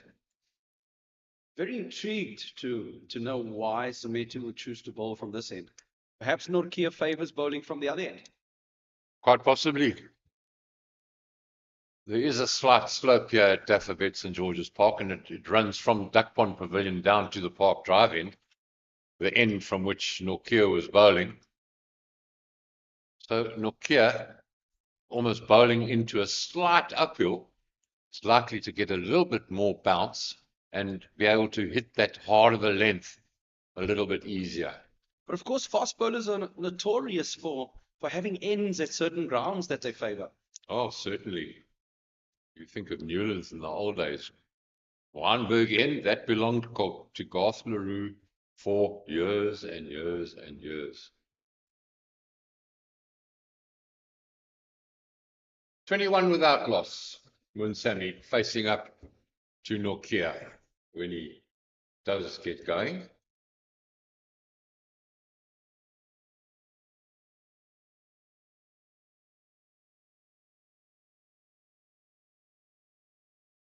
Oh, that's just using the pace of Nokia. Width offered, and Munsami has played a gem of a shot, just using that pace and open bat and it's straight over backward point.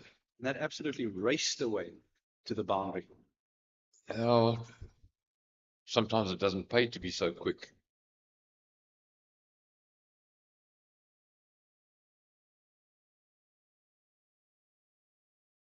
But gee, is it exciting. Oh, it's just the start that the Multiplied Titans would have wanted.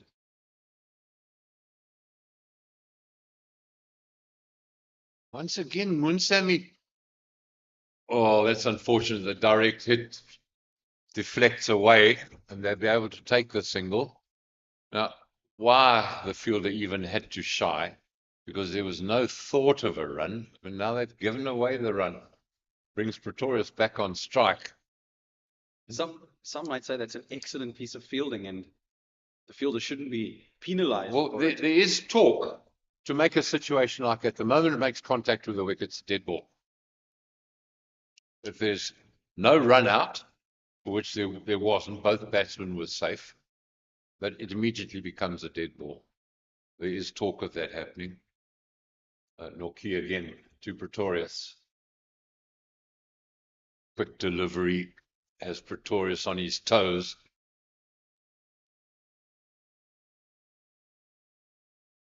Pretorius not known as a batter who backs down. Very interested to see how he goes about playing Heinrich Nokia. Well, he's already shown that he's not scared to play his shots. No, at the start of this innings, it was a flat 9 runs and over that the Titans need to maintain. They're up to it already. Oh, that's just been flicked away. With a minimum of effort, the pace of Nokia comes out the middle of the bat and it gets lodged into row G. Fine shot. This is an expensive over. Now, Warriors, I think they're going to have to get their thinking caps on. And that shot an indication of the young talent that is around in the circuit in South Africa at the moment. Just a delightful little flick off the legs. Oh, so well timed. Oh, that flew away. Almost landed in the bugler's trumpet.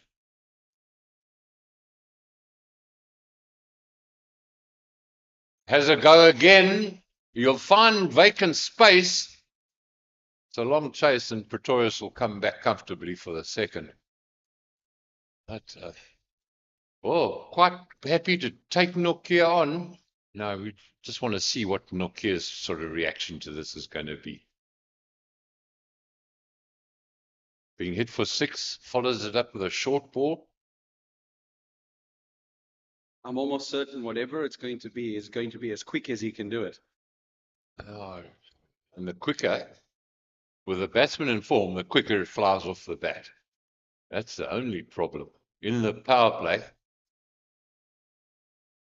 Oh, he's flicked him away again. And that could be another 6. This was flat. This was so well timed off the hip. It's just been flashed away. That was absolutely exquisite. Signal 4. It must have bounced just inside the rope. But such was Pretorius' timing. He hardly even moved his hands and bat. Look at this young man taking on one of the world's premier fast bowlers. What a Uh, delight. I tend to agree with you. I think, with so much franchise 20 tournaments going on around the world and Nokia being rested for certain South African trips, you just wonder if there aren't a couple of cobwebs, maybe gone a bit stale, Maybe needs just a to bit needs to freshen up. What's going to make him fresh up? A little youngster smashing him around the park should freshen him up. King now. Two-man Sammy. Expansive, but not timed. And Pretorius has raced to 22 from 9 balls. He hasn't even gotten out of first gear yet. Oh, it just seems that Nokia has been bowling into his strike zone. I think it's safe to say, don't bowl it at his legs. Nokia's 2 overs have cost him 26 runs already. And that's not exactly the start the Warriors would have wanted. 39 without loss. They're rollicking along at 12.3 runs to the over.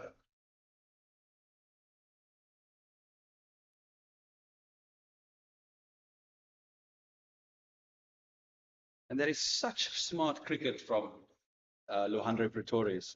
If it's in your zone, maximize on your scoring opportunities. And if the bowler has bowled you a good ball, turn the strike over. That is such clever cricket. Yeah, keep the scoreboard ticking over. The only time when you're chasing a total that you get into trouble is if you play too many dot balls. Well, Moonsamy has just swiveled on that, and I think that might have hit the rope on the full. No, bounced just short of the rope. So boundaries flowing here at Dafabet St George's Park. These Titans batsmen are getting hold of the Warrior bowlers and they're putting them to the sword. Halfway through the 4th over, already 44 runs on the board. And by no means can we say that was a bad ball. By no means whatsoever. That was a hard length.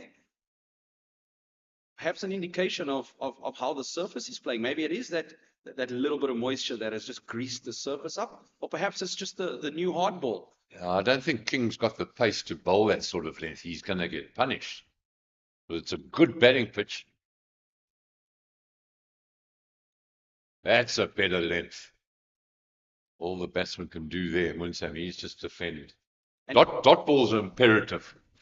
That's what the Warriors want, to try and build some pressure on these Titans batsmen. And King's success has come with a slightly fuller length. That's where he has troubled the batters.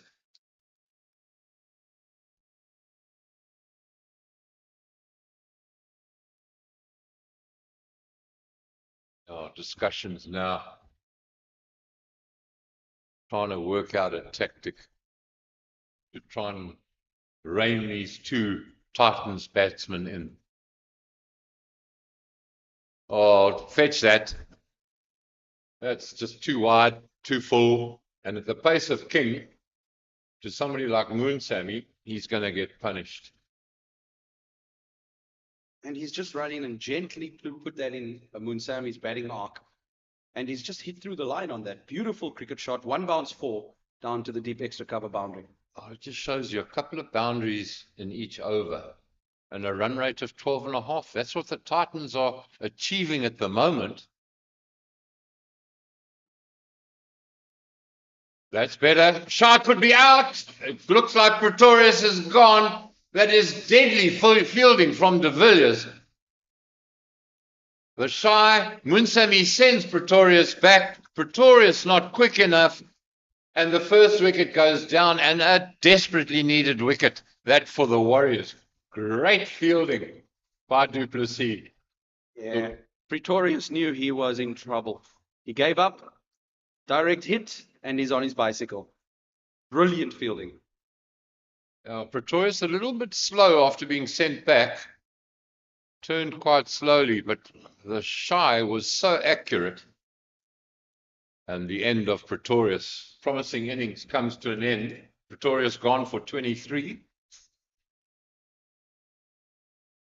And to the wicket comes Brunt, another prodigious talent in South Africa.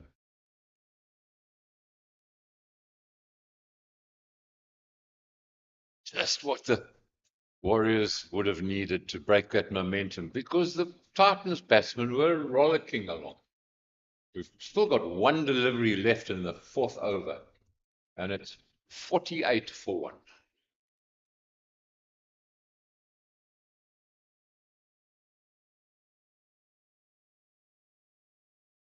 Change of bowling from the Park Drive end. Matoa taking over from Nokia. It was the hand was forced there. There's no ways Nokia could have bowled a third, having travelled for 26 in his first 2. Pressure still on the Warriors bowlers, still within the power play. Another 2 overs to go. So only 2 men are allowed outside the circle. And those are deep backward square leg and a deep backward point. Matoa around the wicket. Strikes Brunt high on the leg. Awkward action, Matoa. In his build-up, you don't quite know when he's going to release the ball.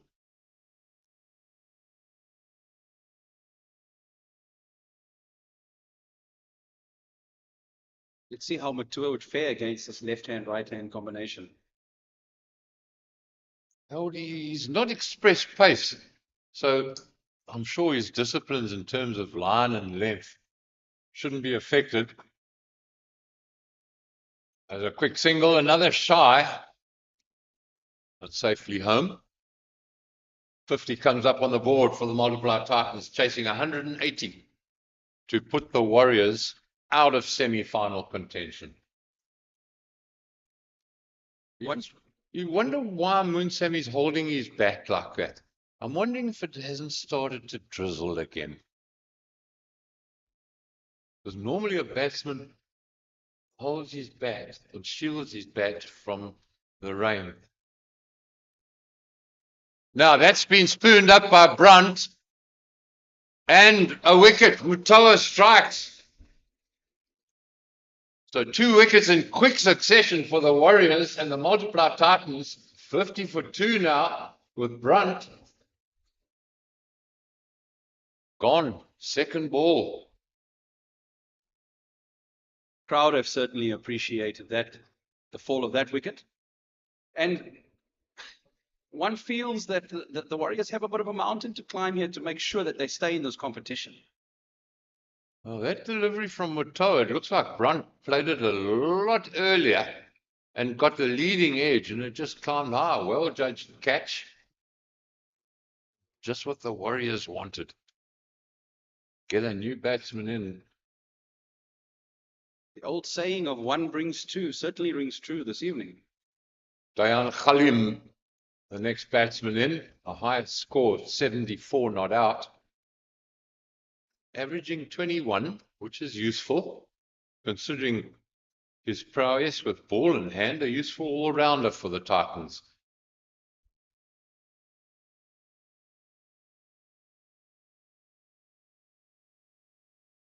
All of a sudden, that Dafabet St. George's Park band gets an extra quick beat. Must be a crowd of possibly 1,500, maybe 2,000 people. They're on the edge of their seats now. Those 2 quick wickets have changed things. Matoa again. All caution. Khalil. Not too often that one sees a seamer, all-rounder, a bowling all-rounder who is a seamer batting in your top 4. Yeah, very useful. Youngster. A lot of potential. And now, when they say you're chasing a total of 180, one of your top 4 has to be there at the end or get a big one for you to achieve victory. So it looks like that job's now on Moonsami's shoulders. Oh, it won't be for too long if Matoa keeps dishing up deliveries like that. Kalim all the time in the world just to slap it away. Simply not quick enough to be bowling those lengths.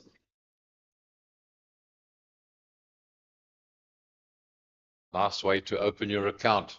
A freebie. Khalim had all the time to just swing his arms through that and pick his spot in front of square.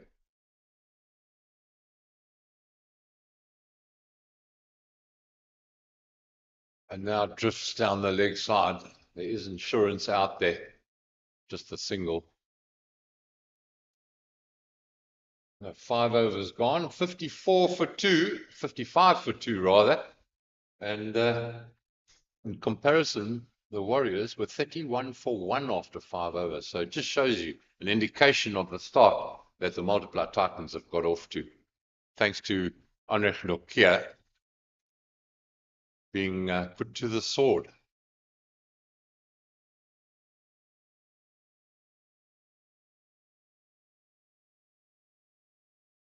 Both Sometu and Nokia, rather expensive. So is King. All double figures in terms of runs per over that they've conceded.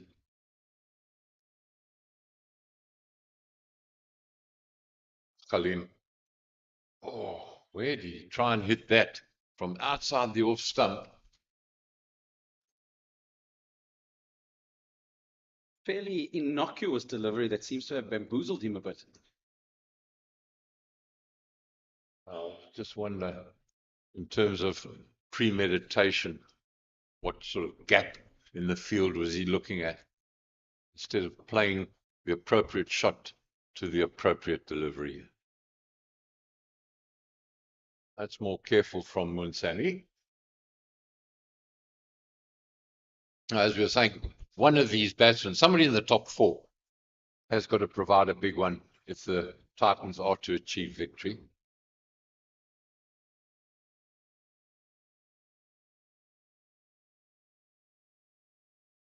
The fall of those couple of wickets, all of a sudden, that run rate that the Titans were achieving has come down drastically.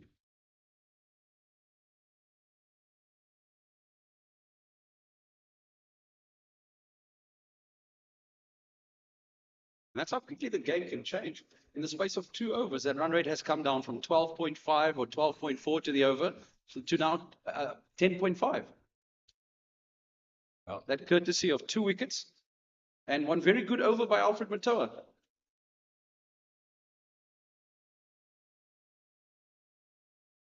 oh, that's hammered straight at mid-on. Hit sweetly for no reward. Now, it looks like Moonsamy is going to be the danger man here. Because that ball seems to be finding the middle of his bat. He's played some exquisite shots.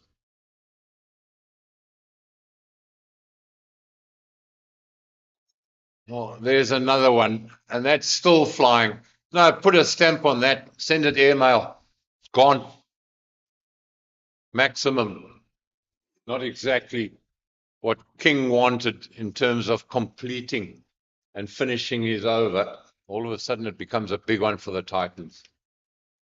How sweetly timed was that? That was straight out of the screws.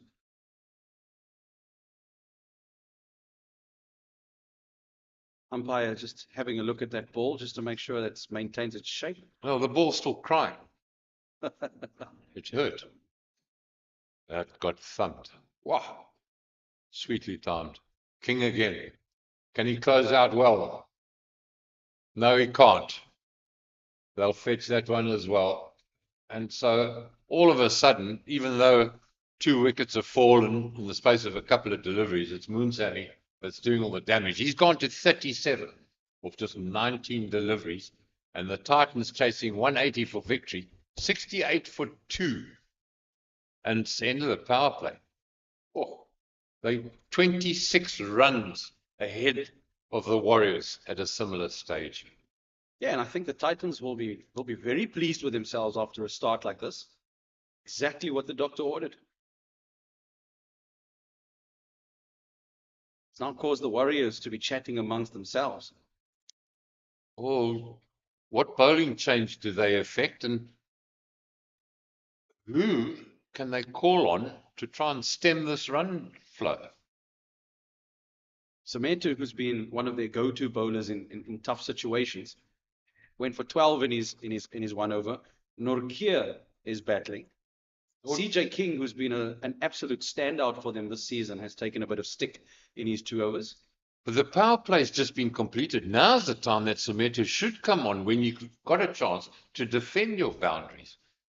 Matoa from the Park Drive end. The edge, and it'll fly away for 4. So both batsmen having a full go at every delivery now. Runs are plenty for the Titans at the moment, and fortune favors the brave. Thick edge, runs down to the boundary. 72 for 2. Oh. Khalim, he's faced just 6 deliveries, already got 11 to his name. That's a better delivery. Hard back of the length. Khalim has to ride it to keep it out.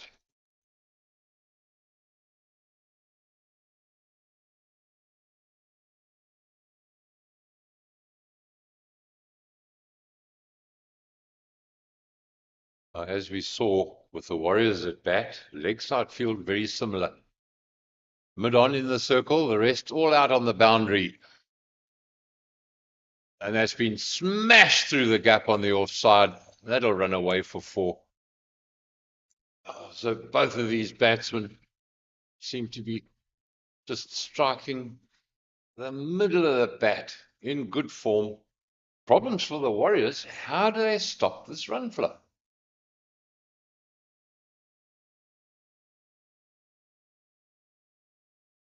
Two boundaries in the over already. Still 3 balls to go. Now that's very close. That is very close. A lack of foot movement from Khalim. And that looked adjacent. Wow.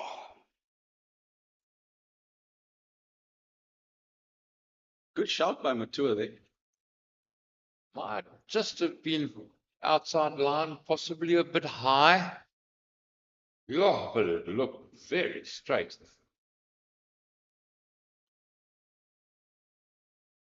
Good fielding. Saved his team 3 runs there.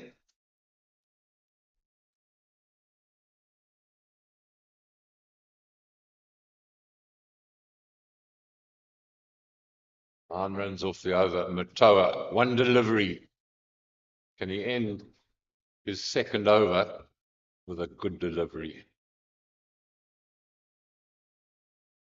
Boundaries are just keeping that run rate of the multiplied Titans high above the 10s.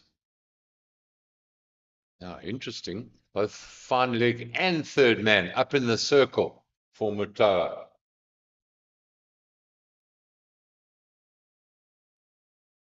And that's a good delivery to end the over. It also ends the power play, or the 7 overs. 77 for 2 are multiplied Titans, looking for 180 for victory. Time to take a break. Joining Jacques will be Dion. Thank you very much, Craig. It's fairly obvious that the approach by the multiplied Titans is completely different to that of the Dafabet Warriors. Used to playing on good surfaces, there's shots galore. Absolutely, and they've just backed themselves here, Dion, to hit through the line. Nothing silly. Some really good cricket shots. And the Warriors are a bit under the pump here at the moment. I don't think just a bit. I think a lot with CSA coming back into the attack. You mentioned he was the outstanding bowler so far. They need something special from him now. Absolutely, they need him to stand up. Only way that the Warriors get back into this game is by taking wickets.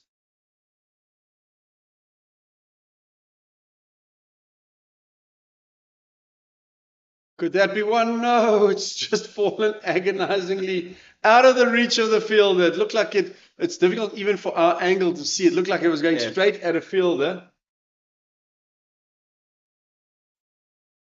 It certainly seems highly unlikely that the Warriors would stem the flow of runs to the extent where that run rate drops dramatically. Wickets are the #1 priority here for the Warriors. Here's a chance. Here's a chance. No, it's going to be safe. In between 3 fielders. They thought about coming back for a second. You just look at that batting lineup after this. You've got Makanya, who you don't think out of all the guys coming up will hurt you. But then you've got Ferreira. Pekwayo smashes it. Bosch gives it a bash. Van der Merwe on his day, he can hit it. Dala's improved. So with a lineup like that, you can also go harder for longer, I'm sure.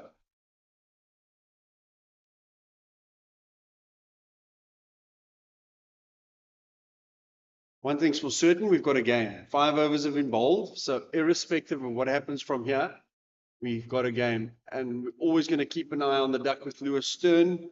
Fast score, which is 65. And the Titans are well ahead. Comfortably ahead of that. But you'll see how that changes by the fall of a wicket. They were even further ahead, and those 2 wickets have just brought it back a little bit closer together. Yet the Warriors have still not been able to stem the flow of runs.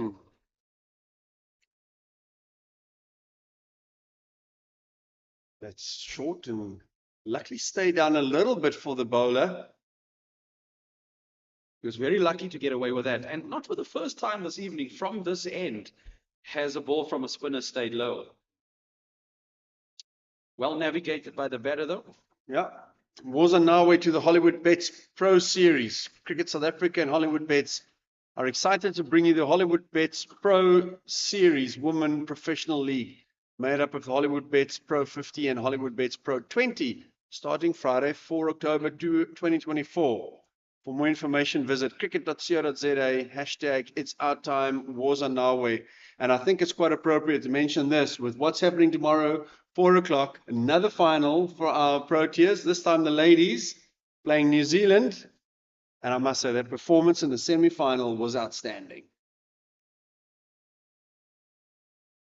You think we've got it? I think we've got it. Alfie Matoa bowling his 3rd over.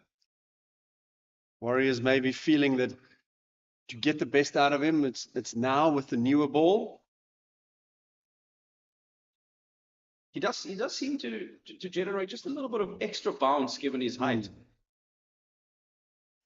Obviously, someone that played for the Titans for quite a while. So also maybe because you know the batters, they feel he's got certain plans. He's maybe got an edge over someone. Other way, they need someone to step up here. Think about other bowling options in the Warriors team. Certainly between him and Sametu, they've been the pick of the Warriors bowlers this evening up until this point. Oh, that's been hit straight, beautifully, all the way for 6. Back to the drawing board for Matoa. Where does he bowl it next? Well, somewhere where the batter can't hit it. And where would that be this evening? I don't know. I'm glad I'm not coaching. I think the Warriors need a stern talking to like a naughty schoolboy by Mr. J.P. Skane. Not the worst delivery, that. No. Not the worst delivery. No, sometimes the batters are allowed to hit good shots. It's a bitter pill to swallow. As much as the bowler is allowed to bowl a good delivery, as much as the batter allowed to play a good shot. But it's the nature of the game. That's T20 cricket for you. And the next ball, perhaps, is more important than the one that you've just bowled. How do you come back from that? How do you come back from bowling a decent delivery and being punished for it? Shot again, giving himself a little bit of room. Oh, yeah. Could have done a bit more there, the fielder. Is that Patrick Kruger? A bit naughty there? A bit naughty, maybe a bit late to react. I think the pace of the ball perhaps done him in a little bit. Maybe it's a bit greasy down there and it just skidded on along the surface. Without a doubt, with this drizzle that's still around, it's not easy. I think it's quite difficult. The ball does get wet. And I think with the spin on that, it probably just snaked away from him a little bit as well. Could have happened, but as I was going to say, this is a quarterfinal. You've got to give everything. Another great shot. This time straight again. Is that maximum? Yes, it is. Oof. And in tight situations, crunch situations, fine margins. The margins are very, very fine. 50 for Moon Sammy. Jeez, that's hurried up on us. 26 deliveries is all it's taken. Some great hitting. And some really, really good cricket shots in there.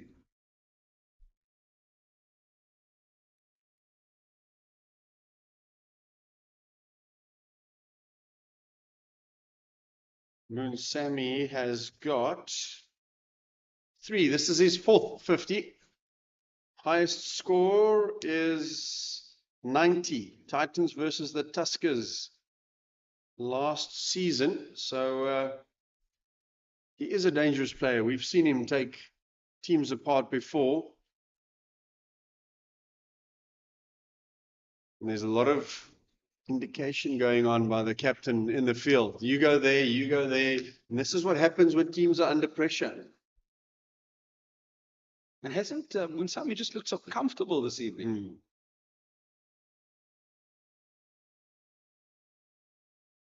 It's got to be a wide. It's a scared bouncer. It's still a skilled bowler, good bouncer. It's also one for the over, says Mr. Jacobs. Well, the plan was always going to be to bowl short. If you look at the field, fine legs now coming up. Long off was going back out again. So is he going to be brave enough to go for the double bluff? Or does he go full? Time will tell. Length. He gets away with it, yeah. And Sammy's a bit upset with himself. Anyway, it's another expensive over. Toa, after a good start in his first over, it's gone for over 11 and over. I had to think carefully there. I was going to say 10, and then I realized it's more than 11. 11.333. And at the beginning of this over, his two overs prior to this had cost him just 15 runs.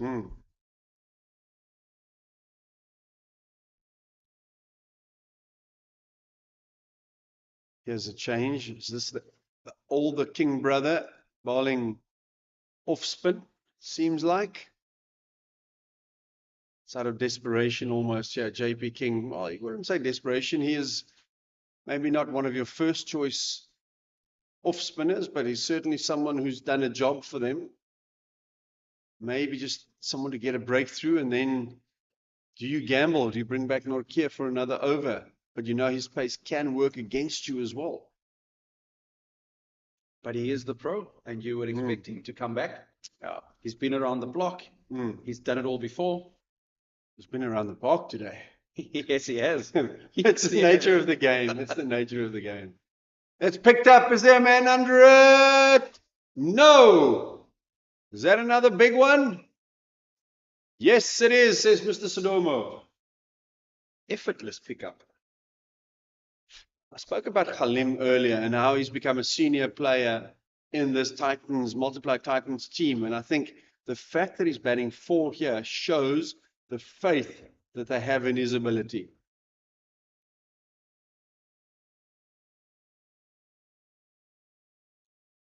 And also, with him batting at 4, I think it extends that dangerous batting lineup, great running as they come back for a second. That dangerous batting lineup, that middle order, Ferreira, Petlaquayo, Bosch, the big hitters. Just give them a little bit more time for the ball to get a little bit older. Absolutely. And you know, Donovan Ferreira and Andile Petlaquayo can get going quite quickly. Yeah. Ideal start. 8 runs with the first 2 balls. Bowlers under pressure. Oh, and he goes again. This time not timed as he found the gap. Oh, just short. Nortje can't get there. And just to rub salt in the wounds, they've come back for a second. Titans going along as if they've got a flight to catch directly after this game. Certainly hurrying things along. Unlucky for Norkia on that occasion. Not for the first time this evening has a ball been skied in that region, and the fielder seems to have not reacted quite as well as they could have. Perhaps staring straight into the lights there. Umpire just telling the batters to hurry up a bit there and not waste time. Maybe Mr. Sadumo's got a plane to catch. Not as attractive this time, but just as effective for 2. Thankfully for Halim, the scorebook only says 2 runs to his name, not how they came about. That's a good thing for a lot of us. Not just for him. That was also one of my favorite shots, the cover drive that went through mid-wicket. 2 balls to go. Can they make this a really big over? That's been well timed, but straight to the man. You know, situations like this, when you've got 12 of the first 4 balls with not one of your frontline bowlers bowling, you are thinking, this is going to be a 16 to 20 run over. And those overs change games. He's under pressure. Now's the time to have a go at him.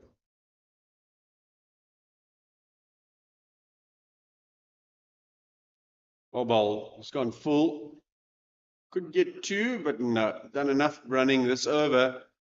We'll take 14, and the score cruises on to 114 for 2 at the halfway mark.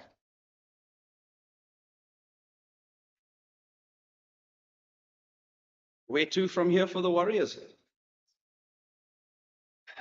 I was going to use an Afrikaans expression. If things go like this, it's going to be Jan Thuis bly se karretjie. They aren't going to go anywhere. They're going to stay at home because they won't be in the semi-finals, and that's a pity. You know, this is probably one of the better supported grounds. Supersport Park, obviously, as well. You've always got fans out there with the grass banks and having a braai.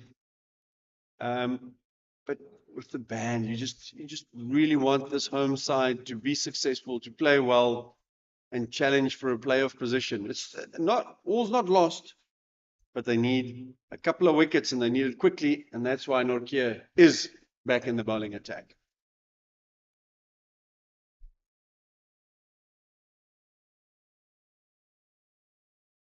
This is going to go one way or the other. It's going to be wickets or runs. Yeah, and at a time like this, you've got to be throwing the ball to your best bowler. Yeah. You said he's the pro. He is the overseas pro in this team. Can he deliver?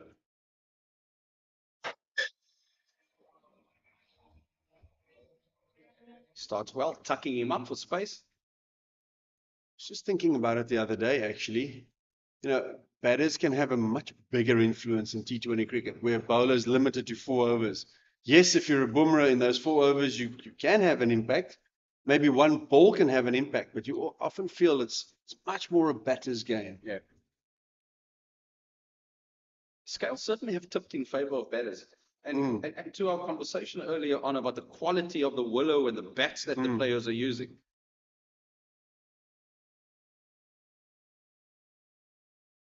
It's almost illegal as he takes another single, a direct hit. Could have been interesting. And oh my word, when things don't go your way, they just don't go your way. Is it all unraveling for the Warriors this evening?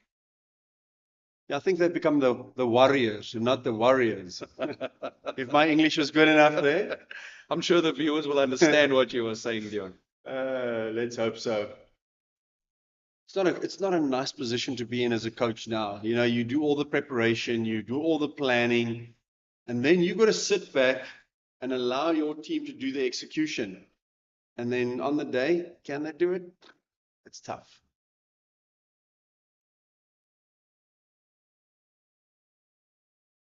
Maybe they should run. You never know. Could get another 5. Could get another couple of freebies.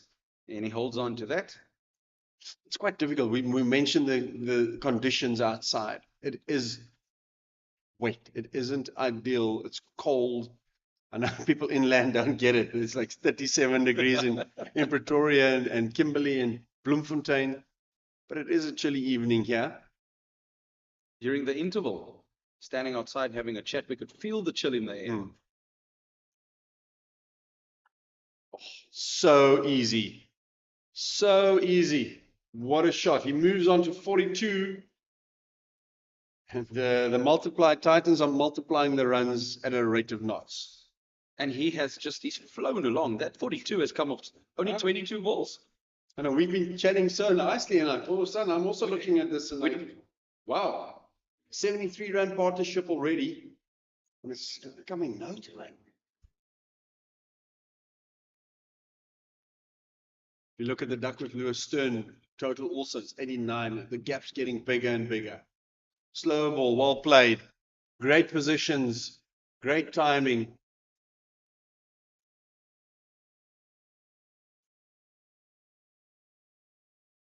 Not even the band can inspire them tonight. I'm surprised I haven't heard one of our favorites from them, Onsali Wari. I think they are very worried at the moment. I think it's coming.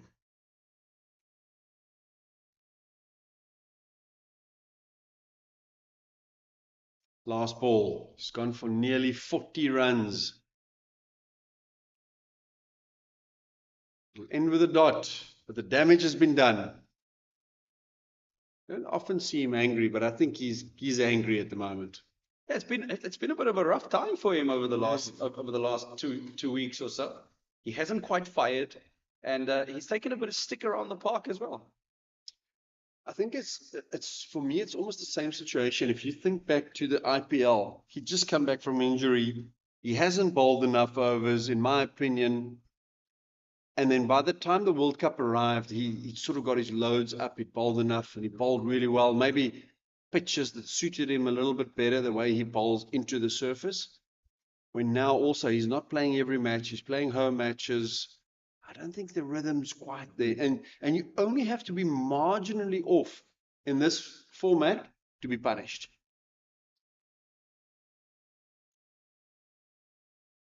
Smashed. In the gap. And 4 more.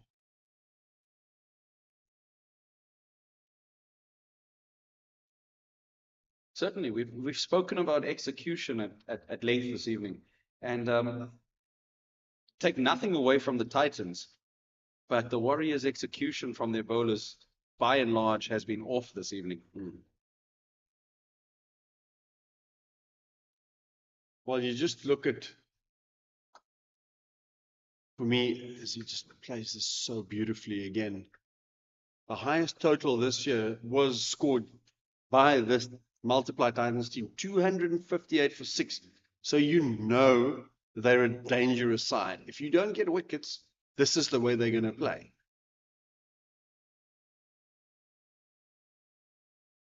And they certainly have put the Warriors to the sword this evening.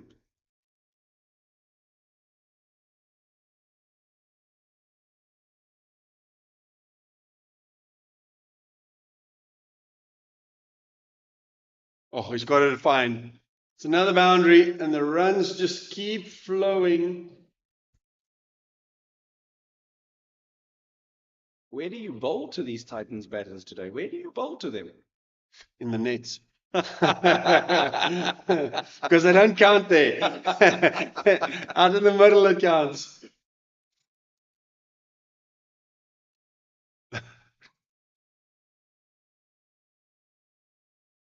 I say it in jest, obviously, as he's now one short of a 50, Khalim. But once again, it's the modern game. You've got to find ways of stemming the run flow.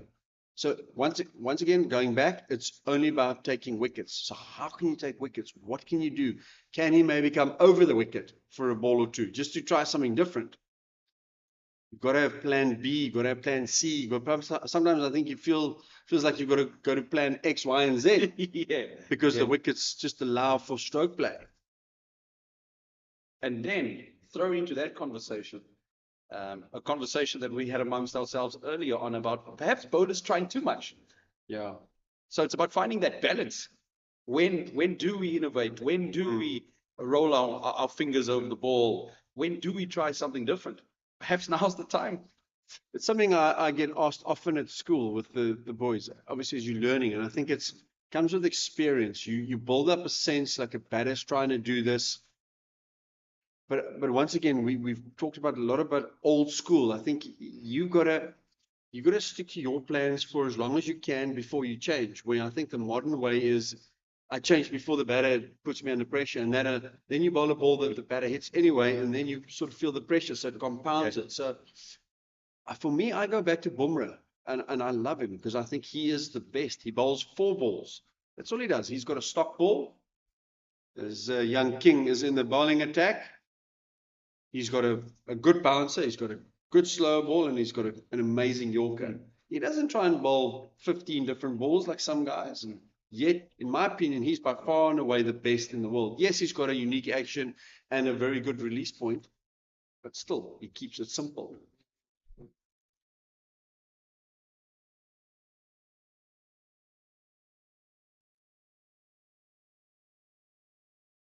First time I've seen CJ King bowl live. I've heard some good things about him, and obviously the 2 brothers, and that they're playing together. But I just get a feeling there's so much more. Shortish run, doesn't really charge in. He's got a quick arm action. He just ambles in, doesn't he? But I think he can bowl easily 5 to 10 kilometers an hour quicker than he is now.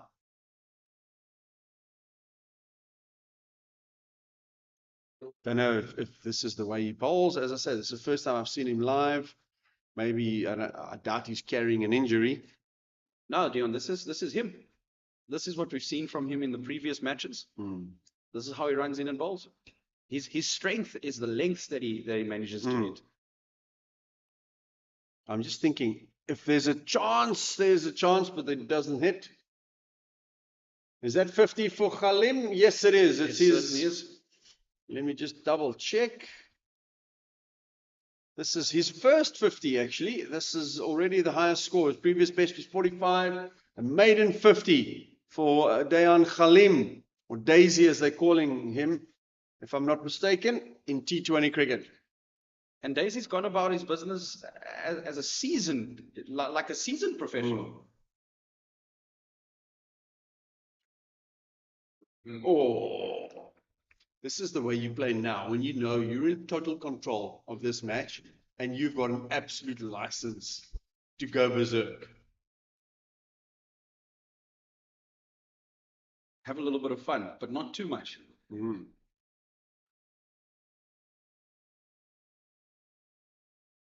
Even the tone of the band has just slowed down a bit. It's not quite the death march. As another one goes off the outside edge for 4. As the Warriors are bleeding. Momentum firmly with the momentum with the Titans. 13 overs gone. It's time for you to greet us, Jakesy. It indeed Thank is. you very much. And Thank you so much, Dion. It's been a pleasure. Thank you. And while Craig Sturck makes his way here, I'll remind everyone of what's upcoming. Wars on Norway to the India T20 International Tour. The Proteas men will take on current ICC Men's T20 World Cup champions, India, in November for a thrilling 4 T20 international matches. Visit cricket.co.za for your tickets. Hashtag Wars on Norway, hashtag be part of it. And obviously Sri Lanka and Pakistan end of the year too, Craig. Some good cricket up ahead. Brilliant cricket to look forward to. There's the sorry tale of the Warriors' bowling attack. And that scoreboard doesn't make pretty reading at the moment, 142 for 2. And a partnership worth 92. When those 2 wickets fell, just after the Titans raced to 50, everybody thought, right, the Warriors are right back in it now. And you've got to give them credit. These boys have come out and played as though there's no tomorrow. You were talking about plan A, B, C. I think the Warriors have run out of alphabet. There's nothing's worked. They've definitely got to W at the moment. For worry and not winning. Yeah, L for lose at the moment. Something's got to change. Oh, it's not going to change too much with that.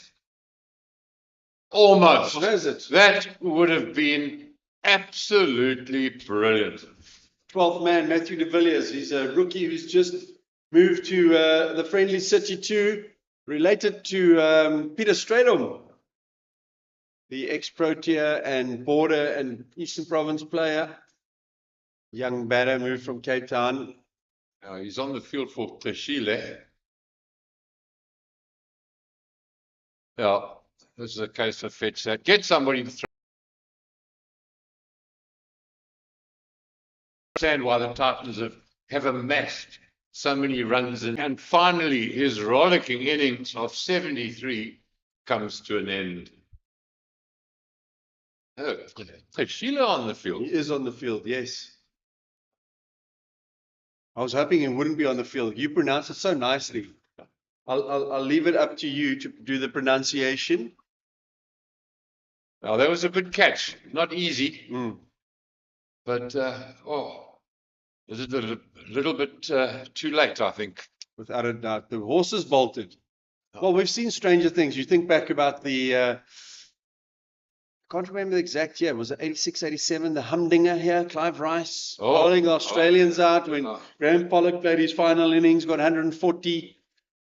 Rice with 5 wickets in that inning. Yeah. Was it a hat-trick as well at the end? It wasn't quite a hat-trick, but he picked up 3 wickets in that last over. And just, there's been some amazing cricket here, but tonight it's been all Titans. The way they control the Warriors' batting lineup, restricting them, putting pressure on them. If it wasn't for Herman's wonderful century, there wouldn't have been much else for the Warriors to talk about, because at the moment their bowling has been put to the sword. It's a pity because he played so well for his maiden 100. You could see the elation on his face, but it's always a bit of bitter taste when you've scored 100 and the team doesn't win. Now immediately Ferreira back for the second. The urgency's there, the confidence is there, the technique's there. Yeah, I must say, for me, looking at the series so far, the Titans and the Lions have looked the best teams. I know the Titans were beaten at home by Western Province. Eddie Moore playing a great hand. But tonight's performance shows you how dangerous they are as a side. Good delivery that from King. Ferreira is playing inside that, thinking the ball might deviate.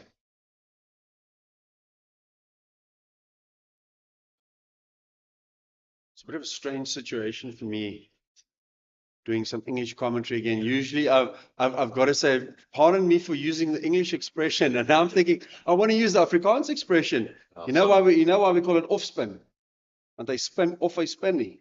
151 for 3. The Titans chasing 180 for victory. At the moment, they're rollicking along 11 runs and over. Just all seems too easy. Only 23 runs needed for a victory here. Could literally be 2 overs. Not even. Yeah. Not even. You think that 1 over from Junior Dala went for 25. And it's Nokia back into the attack. Hasn't got figures that look too good. 3 overs, 0 for 37. Goes to Khalim. Stand and deliver. That's all Khalim does. Hardly foot movement at all. Almost baseball-like. But it's also what pace does. It makes batters react in a different way. Sort of almost like attack is the best form of defense.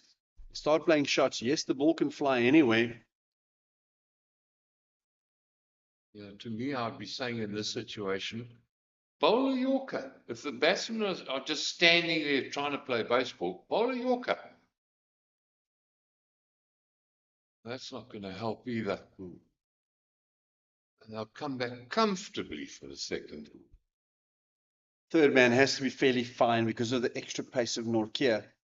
But it also allows the batter to come back for that second if he manages to place it just wide of backward point. Well, tell you talk about the pace of Nokia. I think the ball's flown off the bat quicker. It has. Once again, the extra little bit of grass left on the surface, just to give it that pace that you need. Oh, brilliant pitch.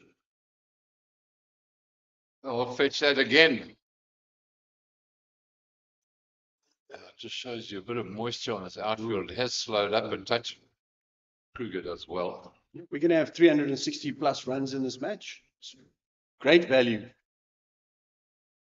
So it actually brings me back to a point I thought about earlier, since we were reminiscing about the past so much. In our day, batting second was unheard of because the dew, and now it's the other way around. Teams actually want to bat second because they know what to chase, and it almost feels like it's easier to bat when there is a bit of dew. There, finally, Nokia gets one straight and full, goes right through Khalim, who's jumping out onto the offside to try and make room for himself on the leg side, and gets comprehensively castled. Good comeback there from Nokia. And once again, too little, too late. This, but yeah, I've got my opinion on the shot and the way he played it. If he hits it for 4, it's a great shot, but I'm not sure that he's. Did he have to play it? Well, I don't know if he was overly comfortable against Nokia, despite being in his 50s. And I think that sort of shot is almost a cop-out for me in the modern game, where you could have just batted, get a 70 not out here. No, you've won the game, but it's still. We saw previous deliveries where Khalim was just standing and bunting almost baseball-like. So it might have been a bit of premeditation, but from a bowling point of view, when in doubt, full and on the stumps, batsman misses, you hit. 4th wicket goes down, 155 on the board for the Multiply Titans. Just 19 runs required for victory.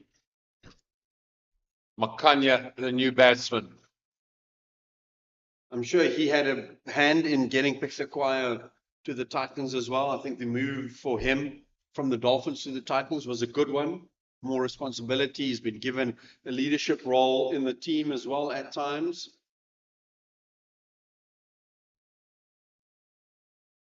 Yeah, it's amazing how certain players not necessarily hold an influence, but sway. Yeah. Oh, a thick inside edge saves Makanya there. You'll get the bonus single as well. I think the Warriors have missed Bayer Swanepoel tonight. He's a big blow to them. He's batted 3. He's got an 80 or 30, 40 balls this year. He just gives impetus to the innings. And with the ball, he gives you that control and the ability to get early wickets. Yeah, look, I think 180, setting 180 as a target was a brilliant effort. In fact, 9 times out of 10 should be a winning total. But the bowling's just gone south for the Warriors. Nokia again. Tries a full one and gets dealt with by Ferreira. Food and drink for the young Ferreira.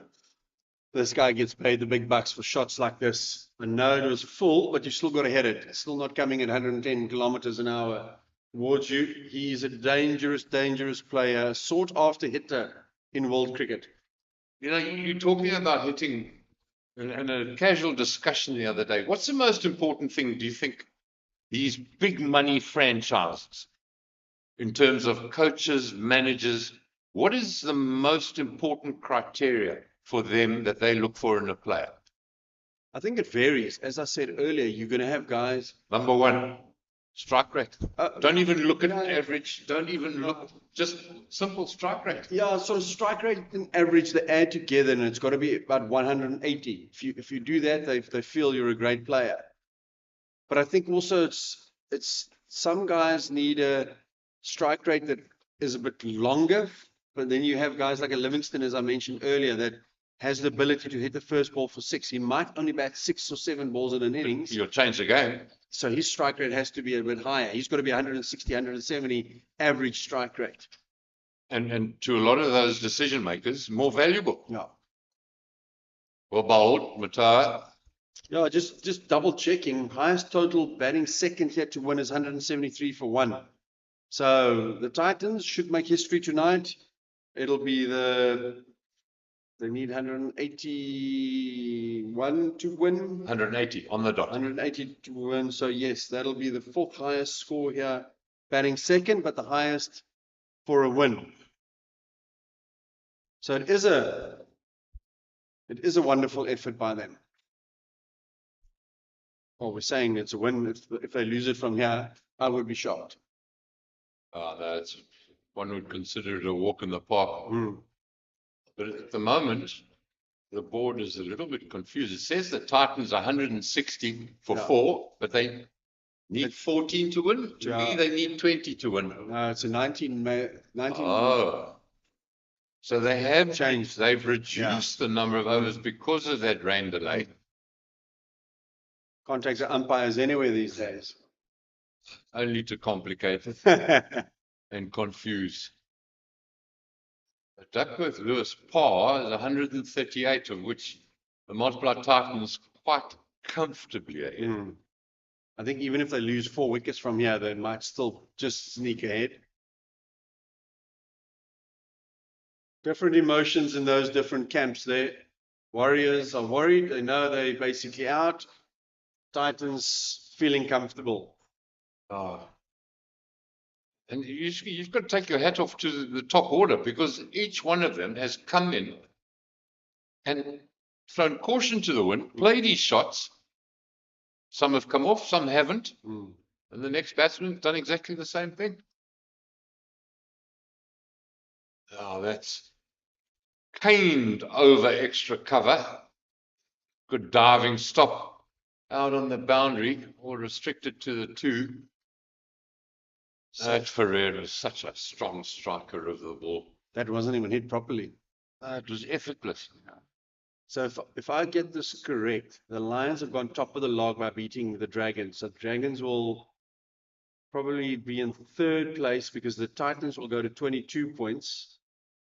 The Lions on 23, and Western Province have gone to 16. Titans will go to 21.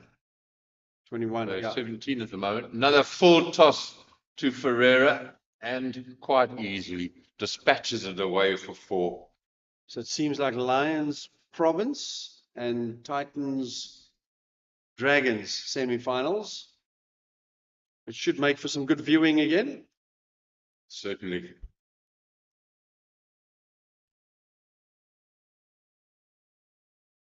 So it's the same playoff as in the IPL. 1 and 2 play, and then the winner goes straight to the final.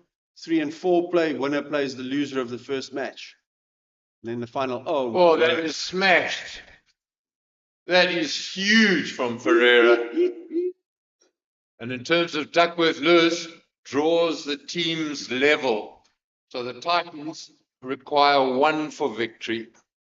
That was huge from Ferreira. Now that's what you call hit. You said effortless before. That was effortless. I just stood here and I just went, how has he done that? He's not even trying to hit that. It was huge. 173 for 4. The Titans need 1 for victory. And Mutoa, who started off so promisingly, ends up in his 4 overs, 1 for 47. Night to forget.